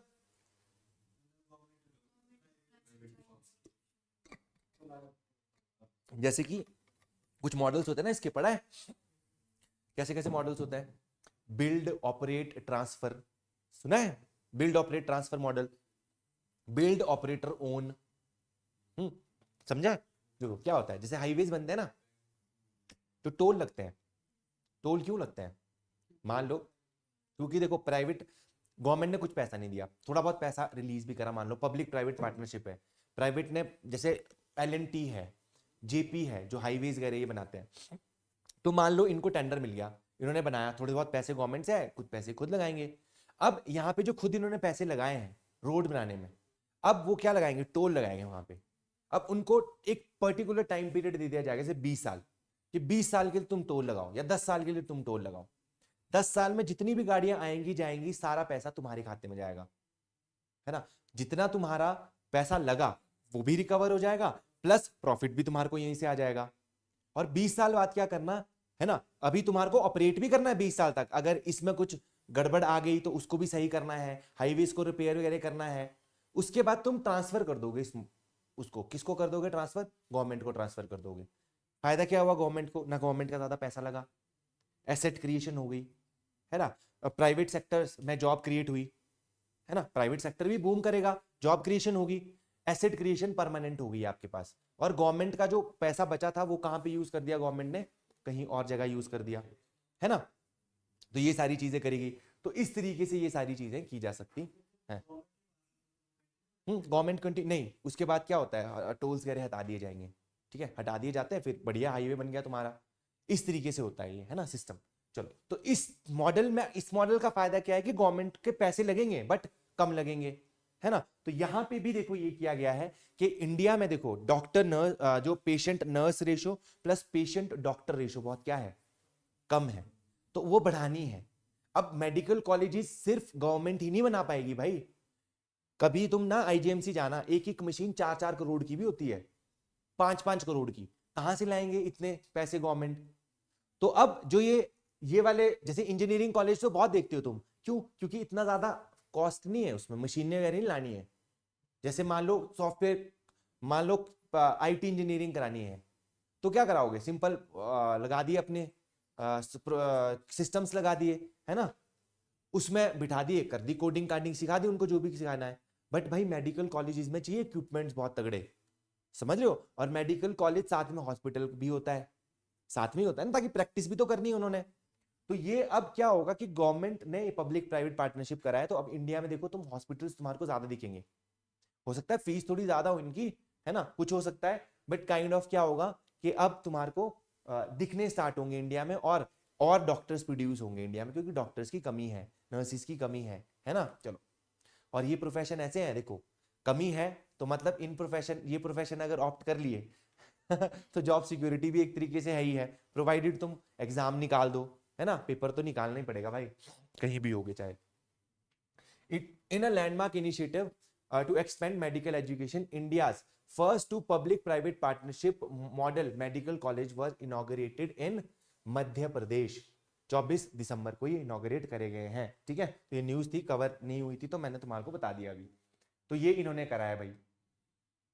देखो यहाँ पे वही दो चैलेंजेस जो मैंने तुम्हारे को बताया, एक शॉर्टेज ऑफ डॉक्टर्स और एक मेडिकल कॉलेज की डिस्ट्रीब्यूशन जो है वो स्क्यूड है, मतलब सिर्फ अर्बन एरियाज में है। तो ये जो मॉडल्स लाए गए हैं तुम्हारे, ये जो बनाए गए हैं, इनको स्पेसिफिकली ट्राइबल एरियाज में बनाया गया है ना, ट्राइबल एरियाज में बनाया गया है, क्योंकि देखो एक चीज कहीं पे बनती है ना तो आसपास इकोनॉमी डेवलप होती है उससे, ठीक है। चलो, तो देखो यहाँ पे जो रिमोट एरियाज, यहाँ पे ट्राइबल रिमोट डिस्ट्रिक्ट्स दिख रही है, जैसे कि धार हो गया, बैतूल हो गया, कतनी हो गया, पन्ना हो गया, यहाँ पे ये सारी चीजें क्या है, बनाए जाएंगे। मतलब अभी तो देखो यहाँ पे बनाए जाएंगे, अभी रिसेंटली इन एरियाज में देखो बनाए गए हैं, देखो धार और बैतूल में बनाया गया है। आने वाले टाइम में ये वाले एरियाज जो है इनको भी क्या किया जाएगा, इंक्लूड इसमें किया जाएगा। पीपीपी मॉडल पे क्या किया जाएगा, इसको ऑपरेट किया जाएगा भाई, है ना। रेगुलेटरी फ्रेमवर्क यहाँ पे नेशनल मेडिकल कमीशन जो है ये तय करता है, ठीक है। चलो नेक्स्ट देखो यहाँ पे जो है आपका BIS notifies first Indian standard for agarbattis. करते हो ना अगरबत्ती यूज? कौन कौन करता है, सच सच बताना, घर में अगरबत्ती यूज आप करते हो, और कोई करते हो, आप करते हो, आप करते हो, धूप करते हो यूज? देखो क्या सही है धूप अगरबत्ती यूज करना घर में? देखो रिलीजियस पॉइंट ऑफ व्यू तो सही है ना, मेरे को अब गालियां मत मारना। पर हेल्थ के पॉइंट ऑफ व्यू से क्या सही है? नहीं है। स्मोक तो कैसा भी हो गंदा ही है। अभी देखो तुम अगरबत्ती, पता चलेगा क्या क्या चीजें होती है ना। चलो तो यहाँ पे देखो क्या है भाई, ब्यूरो ऑफ इंडियन स्टैंडर्ड जो है उसने फर्स्ट एवर है ना नेशनल स्टैंडर्ड यहाँ पे डिसाइड करा है अगरबत्ती के लिए। इससे पहले जो भी अगरबत्ती लगाता था ना वो ये कंपोनेंट्स अपने अंदर ही इनहेल कर रहा था, अभी देखना ठीक है। लाइसेंस अब देखो इसका क्या है, याद रखना 1941 टू 2025, इस तरीके से याद कर लेना भाई। 1941 से लेकर 2025 तक, 1941 टू 2025, ठीक है। अगर आ गया एग्जाम में है ना, अगर नहीं आया तो कोई चक्कर नहीं, याद ऐसे आया तो याद आ जाएगा है ना, इस तरीके से याद कर लेना। चलो जी, the standard introduce comprehensive norms for raw material, fragrance, quality and safety, ठीक है। यहाँ पे अब प्रॉपर वो किया जाएगा, बताया जाएगा कि भाई ये चीजें होनी चाहिए। क्यों इंपॉर्टेंट है? बिकॉज इंडिया जो है ना वर्ल्ड का लार्जेस्ट प्रोड्यूसर है और एक्सपोर्टर है अगरबत्तीस का, है ना। और देखो यहाँ पे, और अब्सेंस है एक यूनिफाइड नेशनल स्टैंडर्ड की, led to inconsistent product quality and potential health risk and unsafe from unsafe chemicals. तो देखो यहाँ पे क्या चीजें हैं, देखो कुछ बैन लगाया गया है जो अभी यूज होते हैं आपके किसमें, अगरबत्तीज में। क्या यूज होता है? इंसेक्टिसाइडल कंपाउंड्स, जैसे कि पर मेथ्रिन और आपका साइपरमेथ्रिन, ये यूज होता है। और सिंथेटिक फ्रेग्रेंस जो इंटरमीडिएट जो होते हैं यहाँ पे, जैसे बेंजाइल साइनाइड, इन चीजों को यूज किया जाता है। और ये क्या है, जब जलेगी अगरबत्ती तो ये भी क्या जा रहा है पेस्टिसाइड क्या कर रहा है, अंदर जा रहे हैं ये कंपाउंड्स, तो ये यूज किए जाते हैं। और इंडोर क्या होता है, इससे पॉल्यूशन होता है। ये जो आप ये करते हो ना डीओ, और ये जो तुम आजकल चले हुए हैं, ये भी इंडोर पॉल्यूशन है, ये भी हार्म करता है बॉडी को, ठीक है, समझ गए। तो हाइजीन पे ज्यादा ध्यान देना है, परफ्यूम से कुछ नहीं होगा, ठीक है। नहाओ भाई 2 बार नहा लो, चाहे 3 बार नहा लो, है ना। अगर ऐसा कुछ है तो गर्मियों में स्पेसिफिकली, है ना। सर्दियों में तो कई लोग पड़े हैं, नहीं हम नहीं नहाएंगे, है ना। साल हो गई नहाए हुए कईयों को तो। चलो देखो यहाँ पे देखो ये सारी चीजें करी गई हैं। गवर्निंग अथॉरिटी ये वाली है आपकी ब्यूरो ऑफ इंडियन स्टैंडर्ड्स। और देखो ब्यूरो ऑफ इंडियन स्टैंडर्ड्स के बारे में देखो, BIS एक्ट जो है 2016 है। इसके बाद देखो 1986 में इसको एस्टेब्लिश करा गया था, इंडियन स्टैंडर्ड इंस्टीट्यूशन था इसका नाम पहले, ठीक है। चलो अब देखो मिनिस्ट्री कौन सी है, ministry of commerce, food and public distribution के अंदर आती है। काम क्या है इसका, formulate Indian standards for goods and services, product certificates देता है। जैसे ISI मार्क देखते हो ना, ISI मार्क चेक करते हो, वो किसने दिया होता है, BIS ने दिया होता है वो, ठीक है। हॉल मार्क जो देखते हो ना गोल्ड पे, है ना, सिल्वर पे हॉल मार्क, वो भी यही देता है, एश्योर करता है क्वालिटी सही हो, है ना। चलो तो ये हो गया भाई हमारा पूरा, ठीक है। आज हमने जितना भी करंट अफेयर करना था आज के लिए कर लिया, बस 3-4 मिनट और, है ना। 4 मिनट में हम क्या करेंगे, एक बार देखेंगे पूरा कि हमने क्या करा, ठीक है, वो चीज इंपॉर्टेंट हो जाती है। सबसे पहले देखो, सबसे पहले हमने क्या देखा, देखो कि भाई दुलस्ती हाइड्रो पावर प्रोजेक्ट है, ठीक है। इंडस वाटर ट्रीटी जो है उससे रिलेटेड है, कौन सी रिवर पे है, चिनाब रिवर पे है, ठीक है, जम्मू कश्मीर में है। चलो अब इंडस वाटर ट्रीटी कब साइन हुई थी, 1960 में हुई थी। Run of the river hydro power project हम बना सकते हैं। चाइना ने कॉन्ट्रासेप्टिव टैक्स लगा दिया है, 13% टैक्स लगा दिया कॉन्ट्रासेप्टिव्स पे, ताकि लोग अब ज्यादा बेबीज करें, है ना। चलो ये चीज है। अगला यहाँ पे है प्रलय मिसाइल। प्रलय मिसाइल कैसी मिसाइल है, क्वाजी बैलिस्टिक मिसाइल है और मिडल रेंज की मिसाइल है। कितने से कितने, 150 से 500 किलोमीटर तक की रेंज इसकी है। और किसने बनाई है, DRDO ने बनाई है, ठीक है। चलो अब यहाँ पे देखो तुमन विलेज, ये कहाँ पे है आपका, करसोग में है, मंडी में, है ना। चलो यहाँ पे देखा हमने कि जो टाइगर्स है उनकी डेथ्स हो रही है और उसके पीछे कुछ रीजंस भी हमने देखे है ना। चलो, और यहाँ पे हमने देखा कि सबसे जो टाइगर की पॉपुलेशन है देखो वो कितनी है 2022 के एस्टिमेट से 3682 टाइगर्स यहाँ पे पाए जाते हैं। यहाँ पे एनटीसीए के बारे में हमने पढ़ा। एनटीसीए जो है वो बॉडी कब बनाई गई थी बताओ? 2005 में बनाई गई थी। कौन से एक्ट के तहत? Wild life protection act. इसके चेयरपर्सन कौन होते हैं? एनवायरमेंट मिनिस्टर होते हैं। ठीक है, चलो, कौन सी सिटी है जो स्लम फ्री बनने वाली है भाई? सूरत बनने वाली। इसको डायमंड सिटी भी बोला जाता है। ऑपरेशन मिलाप किसका है? दिल्ली पुलिस का है, जिसमें लोगों को, जो खोए हुए लोग थे उनको उनकी फैमिली से मिलाया गया है। जो रिपब्लिक डे परेड है इस बार, उसमें एनिमल्स को इंक्लूड किया जाएगा, है ना। चलो, यहाँ पे हमने एक बॉडी देखी थी आरबीसी। ठीक है, चलो नेक्स्ट ये चीजें देखी थी भाई, जास्कर, ये पॉनीज और ये सारी चीजें आएंगे यहाँ पे। इसके बाद हमने देखा जलीकट्टू। जलीकट्टू कहाँ का फेस्टिवल है? तमिलनाडु का है फेस्टिवल। इस पे बैन लगा दिया था। कब लगाया गया था? 2014 में, और 2017 में इस पे बैन, इसका अमेंडमेंट करके इसको हटा दिया गया तमिलनाडु गवर्नमेंट ने। सिन गुड्स पे टैक्स को बढ़ा दिया गया है ना, जैसे कि कौन सा है ना, टबैको हो गया आपका, है ना, पान मसाला हो गया। अब पहले जो था इसमें हमने पढ़ा जीएसटी कंपनसेशन सेस जो था उसको क्या कर दिया गया है? चेंज कर दिया गया है। अब कितना बढ़ा दिया गया है टैक्स? 48% यहाँ पे क्या लगा दिया जाएगा? इस पे वो लगा, जीएसटी लगा दिया जाएगा, है ना। चलो, अब यहाँ पे पाकिस्तान और इंडिया ने क्या करी है? एक्सचेंज करी है न्यूक्लियर लिस्ट। ये कौन सा एग्रीमेंट है जो साइन हुआ था? 1988 में साइन हुआ था ये एग्रीमेंट। ठीक है, नेक्स्ट है डेजर्ट साइक्लोन। किसके बीच में है? इंडिया और यूएई के बीच में। बॉम्ब साइक्लोन, है ना, यूएसए। और यहाँ पे साइक्लोन किससे रिलेटेड था? साइक्लोन कौन था? साइक्लोन इजरा। ठीक है, इजरा करके था ना, इजराइल से याद रख लेना, इजरा करके था। और ये जो है आपका बॉम्ब जो साइक्लोन होते हैं वो क्या होते हैं? बॉम्बोजेनेसिस होती है। क्या होता है ये? अगर 24 मिलीबार्स टेम्परेचर ड्रॉप, प्रेशर ड्रॉप हो जाए 24 आवर्स में। ये अहमदाबाद वाला देखा हमने, है ना, बुलेट ट्रेन, इंडिया जापान के उससे। इंडिया 4th लार्जेस्ट इकोनॉमी बन चुका है। कितना ट्रिलियन? 4.18 ट्रिलियन डॉलर्स का। ये उन्नाव केस के बारे में हमने देखा। यहाँ पे हमने देखा पॉक्सो एक्ट देखा और सेक्शन 5 देखा इसका, है ना। और भारतीय नागरिक सुरक्षा संहिता देखा। इसके बाद हमने देखा कि न्यूमोस्लाइड जो है उसको क्या कर दिया गया है? बैन कर दिया गया है ना। 100 जो mg है उससे नीचे वाली अलाउड है, बिकॉज ये क्या कर रहा है? लिवर डैमेज कर रहा है ना आपका। नेक्स्ट देखो, यहाँ पे चाइल्ड मैरिज के बारे में हमने देखा कि अभी भी भाई, है ना, है कुछ स्टेट्स में प्रेवलेंट है। इसके बाद हमने यहाँ पे देखा रेबीज के बारे में। रेबीज हमने देखा कौन से उससे होता है? लाइसा वायरस जो है उससे होता है रेबीज, है ना। और ये सारे हमने कुछ स्टेप्स देखे जिससे आप क्या कर सकते हो? बच सकते हो। फर्स्ट पब्लिक प्राइवेट पार्टनरशिप का मेडिकल कॉलेज बन रहा है। कहाँ पे बना भाई? आपका एमपी में बना, धार और बैतूल, जो ट्राइबल डोमिनेटेड डिस्ट्रिक्ट्स हैं यहाँ पे, है ना, पब्लिक प्राइवेट पार्टनरशिप पे। और यहाँ पे देखो फर्स्ट जो है बीआईएस, क्या नाम है, क्या वो है इसका? 1941 टू 2025। ठीक है, चलो, तो ये चीज थोड़ी याद रखनी है क्योंकि इसमें कुछ केमिकल्स, पेस्टिसाइडल जो केमिकल्स यूज किए जा रहे थे, अब उनको भी क्या कर दिया गया है? रिस्ट्रिक्ट वगैरह कर दिया जाएगा। इसके बाद यही था सर लास्ट, है ना। और बीआईएस जो है आपका, बीआईएस एक्ट 2016 कब बनाई गई थी? बॉडी 1968 में बनाई गई थी। और ये काम करती है आपका स्टैंडर्ड सेट करने का। आईएसआई मार्क, हॉल मार्क कौन सी बॉडी देती है? यही बॉडी देती है। ठीक है, तो आज के लिए फिर इतना ही करते हैं। ठीक है, नेक्स्ट क्लास में मिलते हैं।